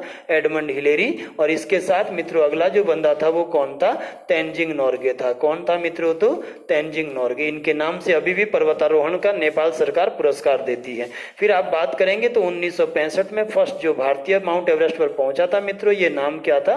राम अवतार नाम से ये जो जाने जाते हैं। फिर आपके लिए बात करेंगे कि विश्व की पहली महिला जो माउंट एवरेस्ट पर पहुंची थी मित्रों, ये भी 1965 में पहुंची थी और ये जापान की थी। कौन? Junko Tabei. कौन थी मित्रों? तो जुंको तेबई। फिर बात करेगा कि बताइए भारत की जो पहली महिलाएं जो माउंट एवरेस्ट पर पहुंची मित्रों, तो ये 1984 में आपका 24 मई को, अभी वीडियो में भी ये क्वेश्चन आपका रिपीट था, तो 24 मई 1984 को ये पहुंची थी उत्तरकाशी की। कौन? बछेंद्री पाल कहते हैं मित्रों आप इनको। क्या? बछेंद्री पाल, है ना। हालांकि दो तरफ से नॉमिनेट हुए थे ये, एक तरफ से चंद्रप्रभा एतवाल और हर्षवंती बिष्ट और दूसरी तरफ से बछेंद्री पाल। यहाँ मौसम खराब हो गया इसलिए ये दो लोग नहीं पहुंच पाए। और कौन पहुंची थी? तो बछेंद्री पाल, जो नेहरू पर्वतारोहण संस्थान से आपके क्या है? माउंटेनियरिंग की ट्रेनिंग लिए हुए थे, है ना। तो चलिए इसका जो राइट आंसर ये क्या होना चाहिए? 1852। अगले प्रश्न पर चलते हैं, यहां से अगली बात कर लेते हैं। अगला प्रश्न है, किस वर्ष ONGC oil and natural gas मित्रों, ये भारत की महारत्न कंपनी, अभी ध्यान रखिएगा भारत में 5 ही महारत्न है, उनमें से ओएनजीसी भी एक है, इसको कंपनी का दर्जा दिया गया था। कंपनी का मतलब लिमिटेड, यानी कि गवर्नमेंट और प्राइवेट का कोऑर्डिनेशन जब हो जाता है तो ये कब बनाया गया? देखो स्थापना तो इसका कब हुआ? 1956 में, सेकंड है 1973 में, थर्ड है मित्रों 1987 में और फोर्थ है 1994 में। तो लिमिटेड जो कंपनी बना था मित्रों, इसका राइट आंसर क्या है? 1994 में, ठीक है ना। जबकि स्थापना ओएनजीसी की कब हुई थी? तो 1956 में मित्रों, याद रखिएगा दोनों ही। चलिए अगले प्रश्न पर बढ़ते हैं आगे, यहां से अगले प्रश्न की बात करते हैं। अगला है उत्तराखंड राज्य अल्पसंख्यक आयोग, माइनॉरिटीज जो कमीशन है मित्रों, ये इसका अध्यक्ष कौन है? अभी के सेंस में बात कर रहा है वो। तो पहला है सुखदेव सिंह नामधारी, सेकंड है चंद्रशेखर भट्ट, तीसरा है मित्रों सतीश रेड्डी और चौथा है आपका क्या? आरके जैन। इस प्रश्न का जो राइट आंसर होना चाहिए मित्रों, वो फटाफट अपने कमेंट बॉक्स में हमें बताएं कि क्या होना चाहिए इसका सही जो जवाब है अभी। तो इसका राइट आंसर है मित्रों हमारा क्या? आरके जैन। और आरके जैन अभी क्या है? उत्तराखंड अल्पसंख्यक आयोग के क्या है? अध्यक्ष है। अगले प्रश्न पर चलते हैं। इसका है मित्रों बाड़वाला ईंट वेदिका किस शासक ने बनवाई थी? फटाफट से अपने आंसर टाइप करें। अशोक के द्वारा, सीलवर्मन के द्वारा, सैनवर्मन के द्वारा या ग्रहवर्मन के द्वारा? किस शासक ने बाड़वाला में ईंट वेदिकाएं बनाई थी, है ना। आपको हमने दिखाया था, क्या देखा था आपने क्या है ईंट वेदिकाएं? तो ग्राउंड पर इस तरह से ईंटें लगी है ऐसे, और इन पे कुछ क्या है? लेख लिखे गए मित्रों। इन्हीं को साधारण शब्दों में आप क्या कहते हैं? ईंट वेदिकाएं कहते हैं ना। ये एक इनका जो प्रकार था वो गरुड़ प्रकार, गरुड़ की आकृति प्रकार की थी, और दूसरी प्लेन थी मित्रों, तो दो टाइप की थी, है ना। तो इसका जो राइट आंसर था मित्रों ये क्या था? सीलवर्मन। आपने जाना था कि यमुना नदी के बाएं तट पर ये जो जगत ग्राम है बाड़वाला के आसपास मित्रों, इस जगत ग्राम में जो है शील वर्मन जो राजा था किस राजवंश का? वर्षगोणीय राजवंश का राजा था। किस राजवंश का? वर्षगोणीय। इनका जो राज्य था वो युगशैल के राजवंश के नाम से भी जाना जाता है ना। इसने यहाँ 4 क्या करवाए थे? अश्वमेध यज्ञ और साथ में गरुड़ तथा ईंट वेदिकाएं बनाई थी, इसी के लिए जाना जाता है। चलिए अगले प्रश्न पर पहुंचते हैं, यहाँ से आगे देखते हैं मित्रों। अगला जो प्रश्न है वो राजकुमारी ईश्वरा का जो लाखामंडल शिलालेख है मित्रों, इसमें कितने राजाओं का उल्लेख किया गया है? क्वेश्चन आपका ये है। पहला है मित्रों 2 राजा इसमें दिए गए, दूसरा है 5 राजाओं का उल्लेख है, तीसरा है 8 शासक दिए गए और चौथा है 12 शासक दिए हैं। फटाफट इसका कमेंट बॉक्स में आंसर दें, ठीक है ना, कि क्या होना चाहिए इस प्रश्न का सही जो आंसर है आपका। तो मित्रों इसका राइट आंसर क्या होना चाहिए कि 12 शासकों का उल्लेख किया गया है। कितने शासकों का? 12 शासकों का, है ना। यदि आप बात करें लाखामंडल शिलालेख की मित्रों, तो ये जो शिलालेख है लाखामंडल का, ये किसने बनाया? देवी ईश्वरा, आपने ऊपर देखा ही है। और देवी ईश्वरा जो थी वो किस राजवंश से संबंध रखती थी? यादव राजवंश से। इसके जो पिता थे वो कौन थे मित्रों? तो भास्कर वर्मन के नाम से जाने जाते थे। इस यादव वंश का जो कैपिटल था मित्रों, ये कालसी से लेकर और लाखामंडल के बीच में एक जगह थी जिसको आप क्या कहते हैं? सिंहपुर कहते हैं। कहाँ थी मित्रों? तो सिंहपुर में। इस देवी ईश्वरा का जो आपने विवाह करवाया था, जिसने ये शिलालेख बनाया मित्रों, ये आपने कहाँ करवाया? तो पंजाब के शासक से करवाया था। कहाँ पर? पंजाब के राजकुमार किसके साथ? चंद्रगुप्त के साथ। ये देवी ईश्वरा जो आपके लिए लिखती है मित्रों, ये कहती है कि मेरे पिताश्री भास्कर वर्मन जब यहाँ शासन कर रहे हैं यमुना उपत्यका में, तो यहाँ जो है यादव वंश की सत्ता थी। और ये जो मेरे पिताश्री हमारा राजवंश है, ये भगवान कृष्ण के क्या है? उत्तरकालीन वंशज थे, ठीक है ना। इन सभी जानकारियां आपको कहाँ से मिलती है? तो ईश्वरा शिलालेख से। तो कितने राजा है इसमें मित्रों? तो 12 राजा है ना, जिसमें भास्कर वर्मन, वज्र वर्मन, सेन वर्मन, ये 5-7 नाम अभी भी क्या है? अमिट है, अभी भी आपको मिलते हैं। चलिए आगे बढ़ते हैं, यहाँ से अगला बात करते हैं अगले प्रश्न का। अगला है मित्रों उत्तराखंड में वार्षिक वर्षा की दृष्टि से राजपुर रोड देहरादून का कौन सा स्थान आता है? कौन सा रैंक आता है ना। ये क्लाइमेट से आपका क्वेश्चन है मित्रों। पहला स्थान आता है, दूसरा स्थान आता है, तीसरा स्थान आता है या चौथा स्थान आता है, ठीक है ना। तो प्रश्न आपके लिए क्या कह रहा है कि उत्तराखंड में वार्षिक वर्षा की दृष्टि से राजपुर रोड का स्थान क्या आता है? फटाफट से आंसर इसका कमेंट बॉक्स में टाइप करें, ठीक है। चलिए अब जानते हैं मित्रों कि ये जो हमारा उत्तराखंड राज्य है ना, ये जो उत्तराखंड आपका राज्य है, इस उत्तराखंड राज्य में अगर आप बात करेंगे रेनफॉल की, वर्षा की, तो सबसे ज्यादा जो बारिश होती है मित्रों, ये कहाँ होती है? नरेंद्र नगर में होती है। कहाँ होती है? तो नरेंद्र नगर में। और ये जो शहर था मित्रों, यहाँ पर कितनी बारिश होती है? तो 318.43 सेंटीमीटर वार्षिक वर्षा होती नरेंद्र नगर में, है ना। नरेंद्र नगर की स्थापना की बात करेगा मित्रों, तो इस शहर को बसाया था कब? 1925 ईस्वी में फाइनली मित्रों इसका निर्माण कार्य पूरा हुआ। किसने बसाया? नरेंद्र शाह के द्वारा बसाया गया था, ठीक है ना मित्रों। और फिर 1925 से 1988 तक 89 तक ये परमानेंट टेरी रियासत के कैपिटल के रूप में रहा था। याद रखना, परमानेंट कैपिटल। इस नरेंद्र नगर का जो ऐतिहासिक नाम है मित्रों, वो आप क्या कहते हैं? ओडाथली के नाम से जाना जाता है। किसको? नरेंद्र नगर को, ठीक है ना। अब मित्रों यहाँ कितना रेनफॉल होता है? 318। तो पहला रैंक किसका है? नरेंद्र नगर का। सेकंड अगर आप आएंगे मित्रों, तो ये आपका देहरादून का कौन सा रोड? राजपुर रोड आपका, जो मसूरी देहरादून को कनेक्ट करता है। ये वाला जो वैली है राजपुर रोड का, यहाँ भी लगभग कितनी बारिश होती है? तो 318 सेंटीमीटर यहाँ भी रेनफॉल होता है ना। कभी कभी नरेंद्र नगर से भी ज्यादा बारिश आपका इस राजपुर रोड में हो जाता है। इस आधार पर उत्तराखंड में कौन सा स्थान आता है इसका? तो दूसरा आएगा। किसका? राजपुर रोड का। और तीसरा जो रेनफॉल होता है मित्रों, ये कहाँ होता है उत्तराखंड में सबसे ज्यादा? तो ये आपका कहाँ होता है? मसूरी में होता है। कहाँ होता है मित्रों? मसूरी में। और मसूरी की अगर बात करेगा वो, तो मसूरी में लगभग जो रेनफॉल होता है औसत रूप से वो 242 सेंटीमीटर वार्षिक वर्षा होता है। क्या? 242, है ना। अगर बात करेंगे इंडिया की मित्रों, तो इंडिया में सबसे ज्यादा जो बारिश होता है वो कहाँ होता है?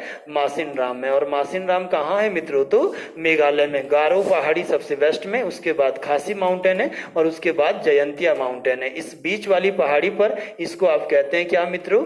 खासी। और खासी पर बसा हुआ है कौन सा स्थान? मासिन राम, जहां दुनिया में सबसे ज्यादा रेनफॉल होता है। रीजन में बताऊंगा जब कभी टाइम मिलेगा। ये कितना? 1256 सेंटीमीटर के साथ दुनिया में सबसे ज्यादा रेनफॉल। यहीं पर दूसरा शहर बसा है मित्रों, क्या? चेरापूंजी। जिस चेरापूंजी का अब आपने नाम चेंज करके सोहरा कर दिया है। और यहाँ भी मित्रों लगभग 1209 सेंटीमीटर के आसपास बारिश होती। दुनिया का दूसरा सबसे ज्यादा वर्षा वाला स्थान है। आगे बढ़ते हैं इस प्रश्न से, अगला प्रश्न को देखते हैं। चलिए नेक्स्ट। थोड़ा सा आप जान लीजिए मित्रों, अगला हिमालय के सेंस में भी आपको बोलेगा तो सबसे ज्यादा वर्षा हिमालय के किस पोर्शन में होती मित्रों? शिवालिक हिमालय। शिवालिक जो सबसे नवीन हिमालय है, 200 से या 150 से 250 सेंटीमीटर। सबसे कम जो वर्षा होती है उत्तराखंड में वो महान हिमालय वाले रेंज में होता है मित्रों, और यहाँ से लगभग 70 से 80 सेंटीमीटर वार्षिक वर्षा होता है। चलिए आगे बढ़ते हैं, यहाँ से नेक्स्ट प्रश्न पर बात करते हैं। अगला है मित्रों, राज्यों में अर्थ एवं सांख्यिकी, राज्यों में मित्रों अर्थ एवं सांख्यिकी निदेशालय का मुख्यालय कहाँ स्थित है ना? आपका पहला ऑप्शन है देहरादून में, सेकंड है मित्रों ऋषिकेश में, थर्ड है आपका मसूरी में, और चौथा है आपका क्या? सहसपुर में। तो ये जो मुख्यालय है मित्रों फटाफट से लिखें कि कहाँ है, मसूरी में है, सहसपुर में, ऋषिकेश में है या देहरादून में है, फटाफट से टाइप करें। चलिए जानते हैं इसका राइट आंसर क्या होना चाहिए मित्रों। तो ये कहाँ बना हुआ है? तो देहरादून के अंतर्गत बना हुआ है। चलिए अगले प्रश्न पर चलते हैं, यहाँ से नेक्स्ट बात करते हैं। चलिए अगले प्रश्न पर बात करते हैं मित्रों। क्वेश्चन नंबर 82 पर हम बात कर रहे थे, निम्न में से कौन सा कथन मीराबेन से संबंधित नहीं है ना? मीराबेन और सरला बहन ये महत्वपूर्ण मित्रों महात्मा गांधी की शिष्या रही है। कहाँ? उत्तराखंड या भारत में आप कह सकते हैं मित्रों। तो मीराबेन और सरला बहन है ना, इनमें से क्वेश्चन दिया है इसने क्या?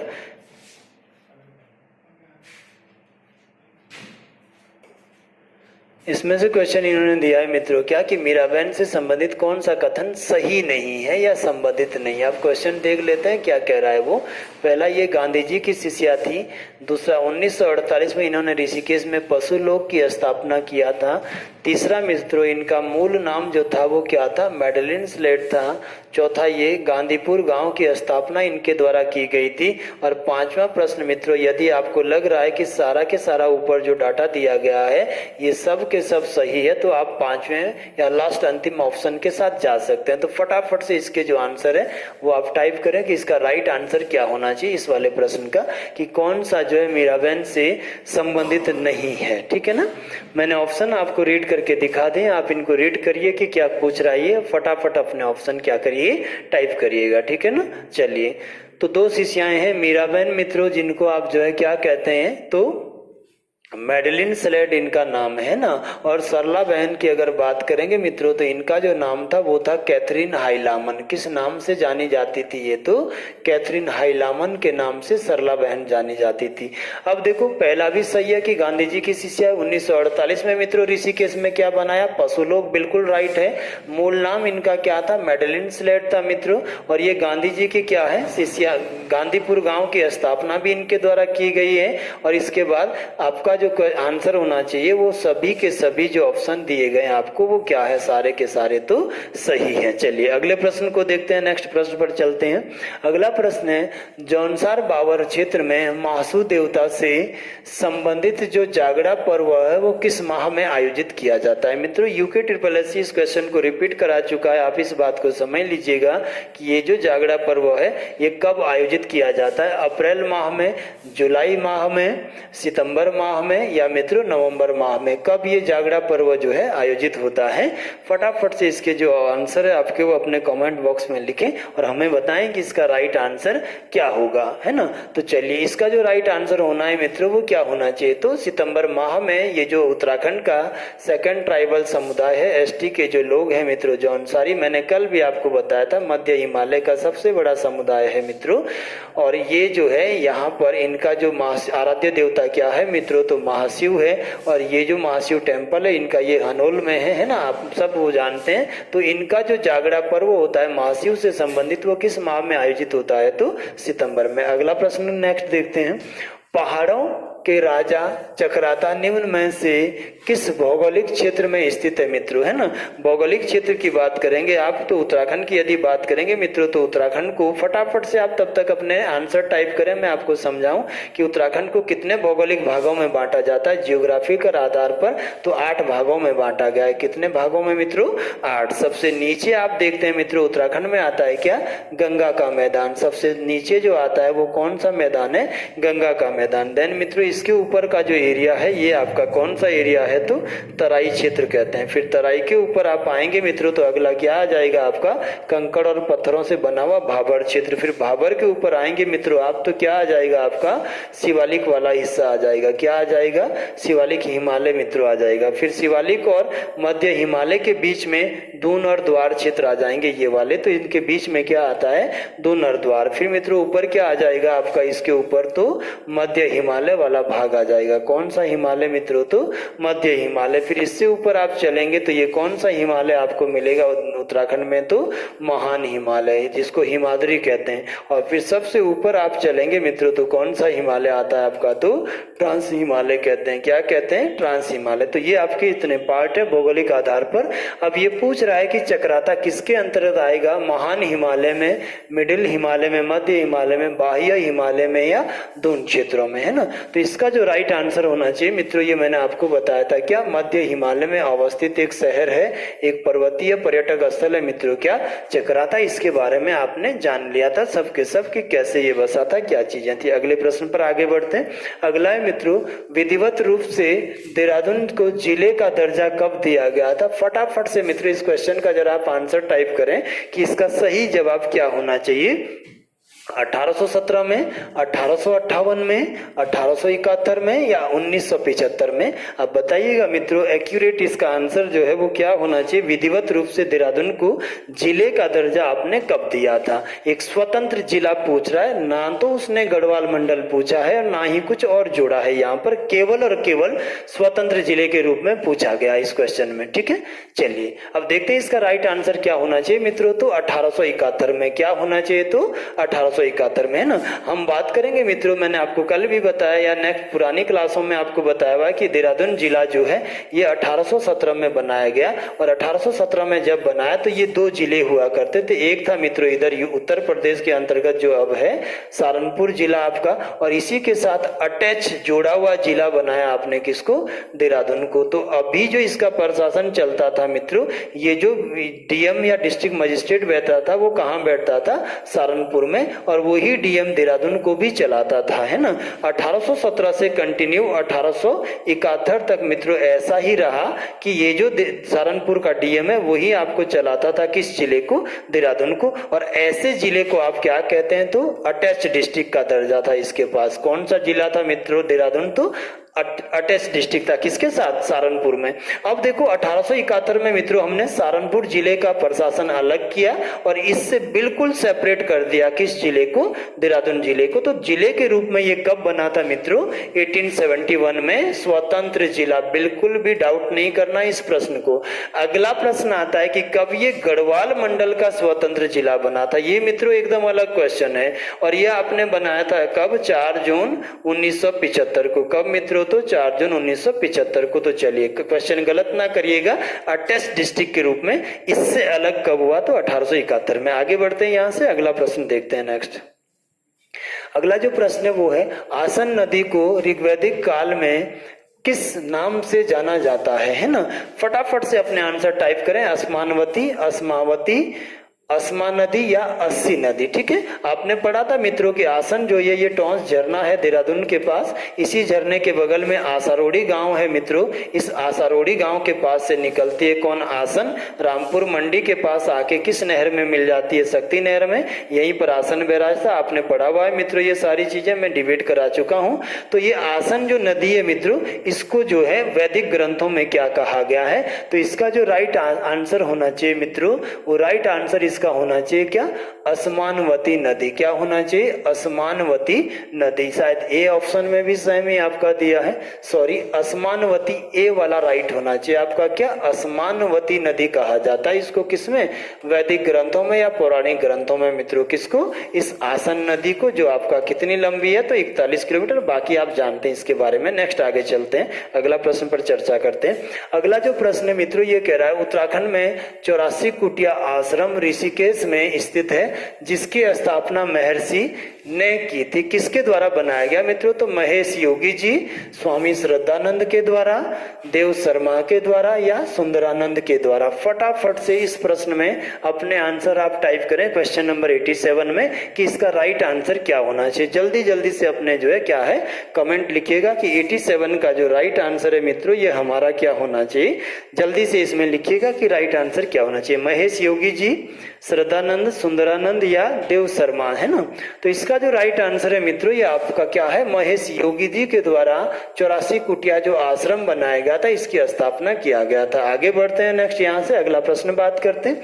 अगला है मित्रों, भगवती प्रसाद पांथरी के संपादन में 15 अगस्त 1947 को देहरादून से किस समाचार पत्र का पहला अंक प्रकाशित हुआ था? फटाफट से मित्रों देखें, भगवती प्रसाद पांथरी के संपादकत्व में 15 अगस्त 1947 को देहरादून से किस समाचार पत्र का संपादन हुआ था?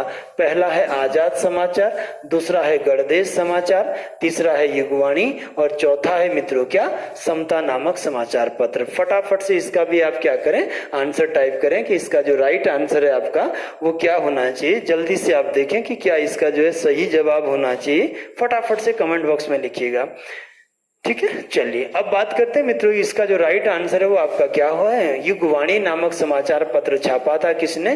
भगवती प्रसाद पांथरी ने मित्रों। कब आपका? तो 15 अगस्त 1947 को, स्वतंत्रता दिवस के दिन। अगला प्रश्न मित्रों बात करेंगे, उत्तराखंड के ऋषिकेश में गंगा नदी पर निर्मित कौन सा पुल मुनि की रेती को स्वर्ग आश्रम से जोड़ता है? फटाफट से देखिए क्वेश्चन को। उत्तराखंड के ऋषिकेश में गंगा नदी पर निर्मित कौन सा जो ब्रिज है मित्रों जो मुनि की रेती को आपका जोड़ता है किससे? स्वर्ग आश्रम से। फटाफट देखो, पहला ऑप्शन है राम झूला सेतु, दूसरा है लक्ष्मण झूला सेतु, तीसरा है मित्रों जानकी सेतु और चौथा है बजरंग सेतु। फटाफट से अपने जो आंसर है वो कमेंट बॉक्स में टाइप करें कि इस प्रश्न का जो सही जवाब है वो क्या होना चाहिए, ठीक है ना। चलिए देखते हैं इसका राइट आंसर मित्रों क्या होना चाहिए। तो ये कौन सा ब्रिज है आपका? तो जानकी सेतु राइट आंसर है, जो आपका जोड़ता है मुनि की रेती को कहां से? स्वर्ग आश्रम से, ठीक है। चलिए अगले प्रश्न पर चलते हैं, नेक्स्ट बात करते हैं। अगला जो प्रश्न है मित्रों वो ये है, गौरवशाली देहरादून पुस्तक का जो लेखक था मित्रों ये कौन था? ऑप्शन ए है देवकी नंदन पांडे, बी में है सत्येंद्र नाथ, सी में है मित्रों राहुल सांकृत्यानंद और डी में है लक्ष्मीकांत मिश्रा। तो फटाफट से आप देखें मित्रों इस प्रश्न को, क्वेश्चन नंबर 90 की गौरवशाली जो देहरादून पुस्तक के लेखक हैं वो कौन है? देवकी नंदन पांडे, सत्येंद्र नाथ, राहुल सांकृत्यानंद या लक्ष्मीकांत मिश्रा। फटाफट से अपने ऑप्शन टाइप करिए कि इसका जो राइट आंसर क्या होना चाहिए। तो चलिए आगे बढ़ते हैं, देखते हैं इस प्रश्न का राइट आंसर मित्रों क्या होगा। तो देवकी नंदन पांडे के द्वारा जो पुस्तक लिखा गया है वो क्या है आपका? तो गौरवशाली देहरादून। नेक्स्ट आगे बढ़ते हैं, यहाँ से अगले प्रश्न पर बात करते हैं। अगला जो प्रश्न है, उत्तराखंड में सैन्य धाम के रूप में किस स्थल को विकसित किया जा रहा है या किस स्थान पर इसका निर्माण किया गया है ना। पहला ऑप्शन है ऋषिकेश में, सेकंड है आपका देहरादून में, थर्ड आपका है मसूरी में और फोर्थ आपका है चक्राता में। किस स्थान को सैन्य धाम के रूप में उत्तराखंड में विकसित किया जा रहा है? फटाफट से अपने आंसर लिखें कि राइट आंसर इसका क्या होना चाहिए। चलिए इसका जो राइट आंसर है मित्रों वो कहां पर? मसूरी के आसपास या मसूरी क्षेत्र में मित्रों त्रिवेंद्र सिंह रावत के द्वारा घोषित किया गया था कि इसको किस रूप में विकसित किया जाएगा? तो सैन्य धाम के रूप में विकसित किया जाएगा। अगले प्रश्न पर बात करते हैं। नेक्स्ट जो प्रश्न है आपका ये है, देहरादून के डाट काली के निकट स्थित बनी जो मोटर रोड सुरंग है मित्रों इसका नाम किसके नाम पर रखा गया है? फटाफट से आप आंसर दें इसका। चंद्र सिंह गढ़वाली के नाम पर यह सुरंग जानी जाती है, मेहरबान सिंह नेगी के नाम पर जानी जाती है, अटल बिहारी वाजपेयी या एम विश्वेश्वरैया मित्रों इसके नाम पर। किस व्यक्तित्व के नाम पर ये जो डाटकाली वाला जो सुरंग बनाया आपने, अभी नया जो सुरंग यहाँ निर्मित किया वो किसके नाम पर जानी जाती है ना। फटाफट से कमेंट बॉक्स में टाइप करें कि क्या इसका जो है नाम है। चलिए इस प्रश्न का जो राइट आंसर होना चाहिए मित्रों आपका वो क्या है? एम विश्वेश्वरैया है। कौन है? एम विश्वेश्वरैया है ना। स्वतंत्र भारत से पहले ही है जो इंजीनियर रहे थे मित्रों ये जो है तो आर्किटेक्चर के क्षेत्र के लोग हैं क्या? विश्वेश्वरैया साहब, और इन्हीं के नाम पर आपने इस डाटकाली सुरंग का नाम रखा है। चलिए आगे बढ़ते हैं, यहाँ से अगली बात करते हैं। अगला जो प्रश्न है, उत्तरकालीन कुणिदों के समय में उत्तराखंड के कालसी क्षेत्र में किस राजवंश का शासन हुआ करता था? उत्तरकालीन कुणिद जब थे मित्रों, थोड़ा सा तब तक आप इसका आंसर टाइप करिए, मैं आपको बता दूं कि ये जो कुणिद है मित्रों, ये उत्तराखंड में कितने चरणों में शासन करते हैं। तो ये कुणिद पहला जो इनका चरण है, प्रथम चरण मित्रों, इसमें हम देखेंगे कि प्रथम चरण में आप देखेंगे तो लगभग 1000 ईसा पूर्व से 1000 बीसी से लेकर 600 बीसी तक ये पहले चरण में है, जिसमें राजा विराट और राजा सुबाहु का उल्लेख है। सेकंड जो चरण है मित्रों इनका, वो पाणिनि की अष्टाध्यायी में वर्णित जो है दूसरा चरण की बात करेंगे तो ये 600 से लेकर मित्रों और 300 या 200 ईसा पूर्व तक है। और इसमें दो तरह के शासन मिलते हैं। पहला पाणिनि के अकॉर्डिंग मित्रों कुणिदों के कितने राज्य या इस क्षेत्र में कितने, 6, जिसमें कालसी के पास कुणिद राज्य, और दूसरा मौर्य शासक अशोक का यहाँ पर शासन करना, ये सेकंड चरण है। और तीसरा जो चरण है मित्रों, ये इसके बाद शुरू होता है 200 या 300 ईसा पूर्व से, और ये आपका 200 या 300 ईस्वी तक ही चलता है। इसमें आपके पास जो राजा रहेंगे मित्रों, ये आपका अमोघ भूति रहेगा, हरिदत्त, मगवत, शिवदत्त, हरिदत्त है ना, और ये आपका जो है शिवपालित, आपका भानु, रावण, काद, ये सारे के सारे राजा यहाँ पर रहेंगे। तो ये बात कर रहा है कि उत्तरकालीन समय में उत्तराखंड के कालसी क्षेत्र में किसका शासन रहा था मित्रों, है ना। तो ये बात उत्तरकालीन कुणिदों के समय में, यानी कि जो तीसरा चरण है। तो इस समय यहाँ पर वर्ष गौणीय राजवंश था, मित्र राजवंश था, कारकोटीय राजवंश था, या मित्रों मौखरी राजवंश की सत्ता थी, है ना। तो यदि इसके बारे में पूछेगा मित्रों तो ये राजवंश कौन सा था, वर्ष गौणीय राजवंश था यहाँ पर। और उसी का तो राजा कौन था मित्रों, वो राजा आपने अभी पढ़ा कौन, सीलवर्मन के बारे में बात किया था, जिसने वो बाड़वाला या जगतग्राम में अनेक जो है 4 अश्वमेध यज्ञ करे, ईंट वेदिका बनाई और गरुड़ वेदिका। अगले प्रश्न पर चलते हैं। अगला प्रश्न है, जनजातीय क्षेत्र जौनसार बावर में किस अवसर पर घर में पिनवे तथा उलवे मित्रों, ये इनके क्या है, त्योहारों में बनने वाले महत्वपूर्ण क्या है, व्यंजन है, खान पान की वस्तुएं मित्रों, किस अवसर पर बनाए जाते हैं, ये पूछा गया प्रश्न है आपका। इसका जरा देखें ऑप्शन, मकर संक्रांति के दिन, सूर्य की संक्रांति के दिन, कर्क संक्रांति के दिन, या चांद संक्रांति के दिन, है ना।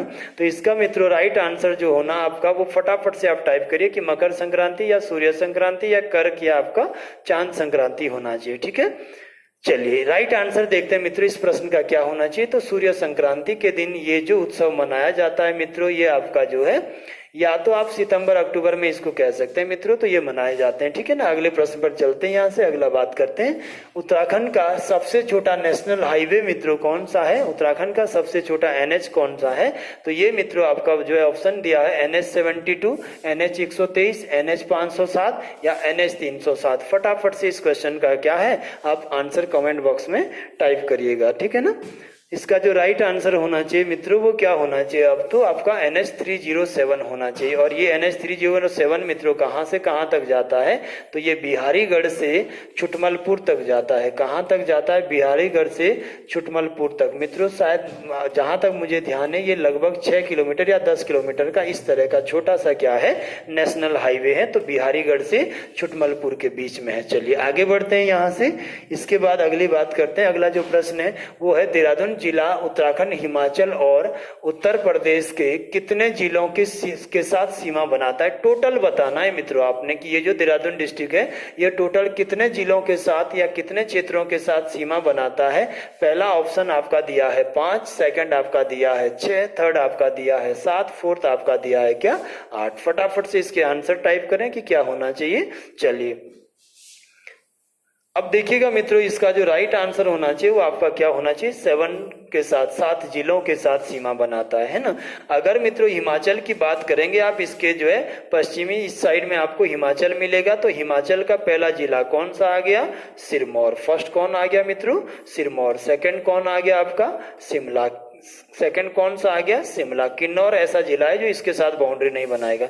अगर आप यहाँ चलेंगे मित्रों तो इसके साथ बाउंड्री बनाएगा उत्तरकाशी। इस वाले क्षेत्र में आप देखेंगे मित्रों तो कौन बनाएगा, टिहरी गढ़वाल। यहाँ आप चलेंगे तो देहरादून से कौन बनाएगा, पौड़ी गढ़वाल। नीचे चलेंगे मित्रों तो इस वाले क्षेत्र में इससे बाउंड्री बनाएगा हरिद्वार। और ये वाला जो पोर्शन है मित्रों, ये उत्तर प्रदेश का कौन सा जिला हो गया, सहारनपुर। अब जरा काउंट करते हैं मित्रों कि कितने हो गए। तो 1 2 3 4 5, 6 और 7 जिलों के साथ ये अपने चारों ओर क्या है, बाउंड्री बनाता है। तो राइट आंसर मित्रों ऑप्शन सी है। आगे बढ़ते हैं यहाँ से, नेक्स्ट बात करते हैं अगले प्रश्न की।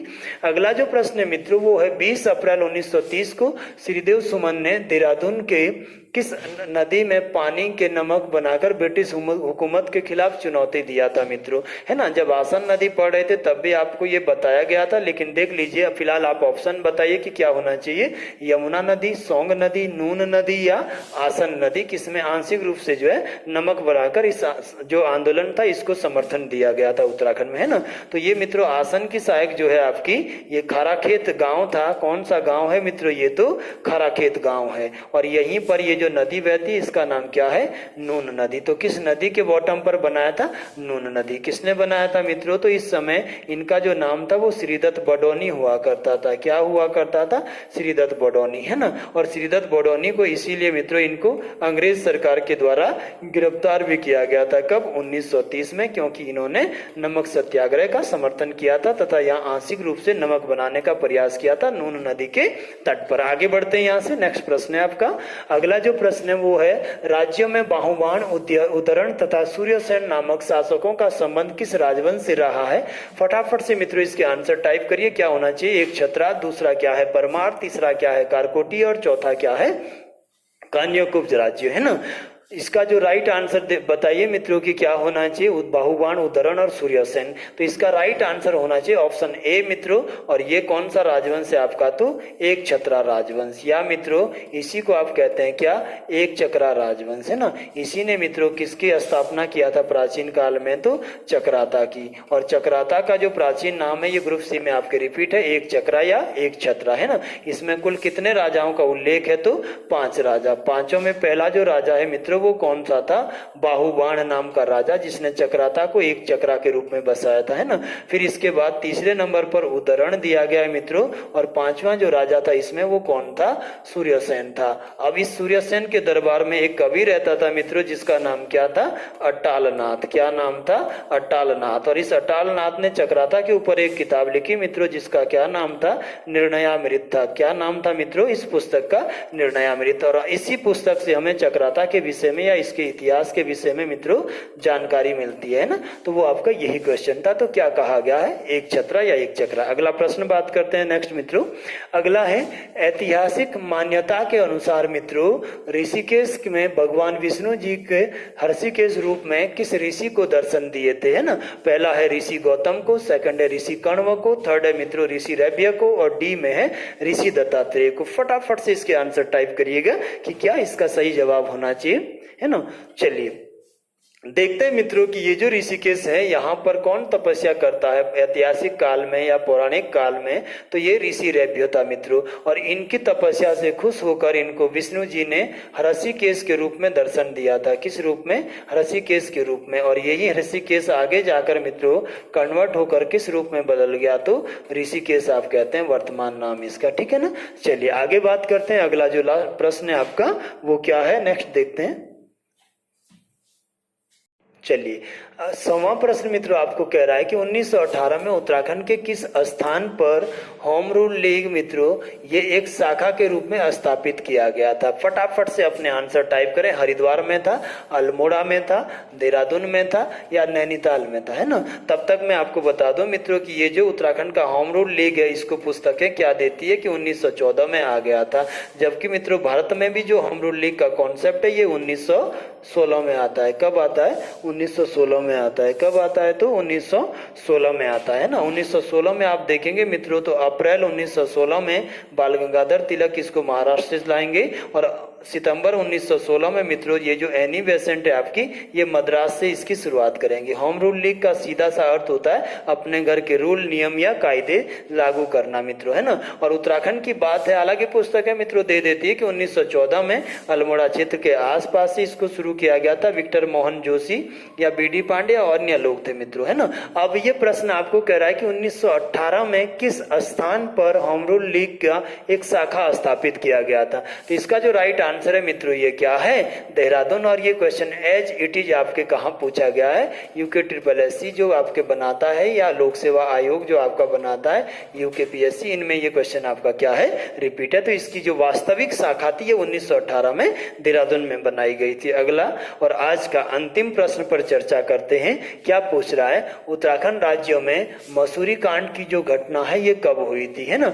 फटाफट से मित्रों इसका आंसर टाइप करिए। 1 सितंबर 1994, 2 सितंबर 1994, 1 अक्टूबर 1994 या 2 अक्टूबर 1994। ठीक है, चलिए अब जानते हैं मित्रों कि जब उत्तराखंड में राज्य पृथक आंदोलन या पृथक राज्य आंदोलन चल रहे होते हैं, अर्थात बेटा इस पर्वतीय राज्य को अलग बनाने की जो बात चल रही होती है, और इसके दौरान उत्तराखंड में जब पुलिस के साथ आंदोलनकारियों की झड़प होगी तो पहली जो घटना 1994 में होती मित्रों, जहां पर पुलिस की गोलीबारी में लोग मारे जाते हैं, ये आपका उधम सिंह नगर का खटीमा कांड होता है। कौन सा कांड होता है, तो खटीमा कांड, जो 1 सितंबर को होता है। कब, 1 सितंबर 1994 को। फिर मित्रों इसी के अगले दिन 2 सितंबर 1994 को मसूरी में भी क्या होता है, ये आंदोलनकारियों की और पुलिस की मुठभेड़ होती है, जिसमें मित्रों ये जो पुलिस के जो यहाँ पर जो है पुलिस अधिकारी होते हैं उमाकांत, वो भी मारे जाते हैं। 2 महिलाएं बेलमती चौहान और हंसा धनाई ये इस दिन मारी जाती है। और फिर इसी के 1 महीने बाद मित्रों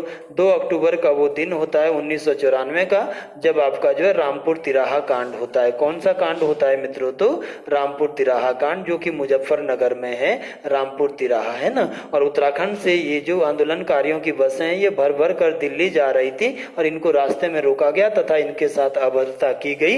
इसी को रामपुर तिराहा कांड कहा जाता है। ठीक है, तो मसूरी कांड की जो घटना हुई थी मित्रों ये कितने तारीख को हुआ था, तो इसका जो राइट आंसर है वो ऑप्शन बी है, 2 सितंबर 1994 को। चलिए, तो इस प्रकार से देहरादून जनपद के जो मोस्ट MCQs थे वो मैंने लगभग आपको निपटा दिया है, समाप्त कर दिए हैं।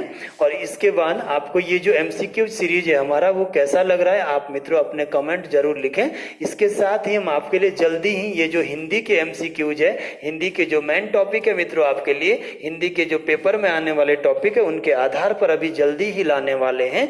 जैसे आपका संधि या अन्य जो भी इंपॉर्टेंट टॉपिक है जिनको समझने में ज्यादा समय लगता है उन पर तुरंत ही हम आपके लिए क्या है MCQs लाने वाले हैं। साथ में करंट इवेंट, करंट घटनाएं तथा अन्य भी MCQs और क्लासें आपका कंटिन्यू बनी रहेगी। चलिए, बने रहिए आप लोग संगम दक्ष एकेडमी के साथ। हर बार हमें आपसे ये जो अनुरोध करता हूं कि आपको ये हमारा जो प्रयास है वो कैसा लग रहा है, और आप जुड़े रहिए संगम दक्ष एकेडमी के टेलीग्राम के चैनल के साथ भी तथा ये जो आपका ऑनलाइन जो चैनल हमारा चल रहा है इसके साथ भी। चलिए ठीक है।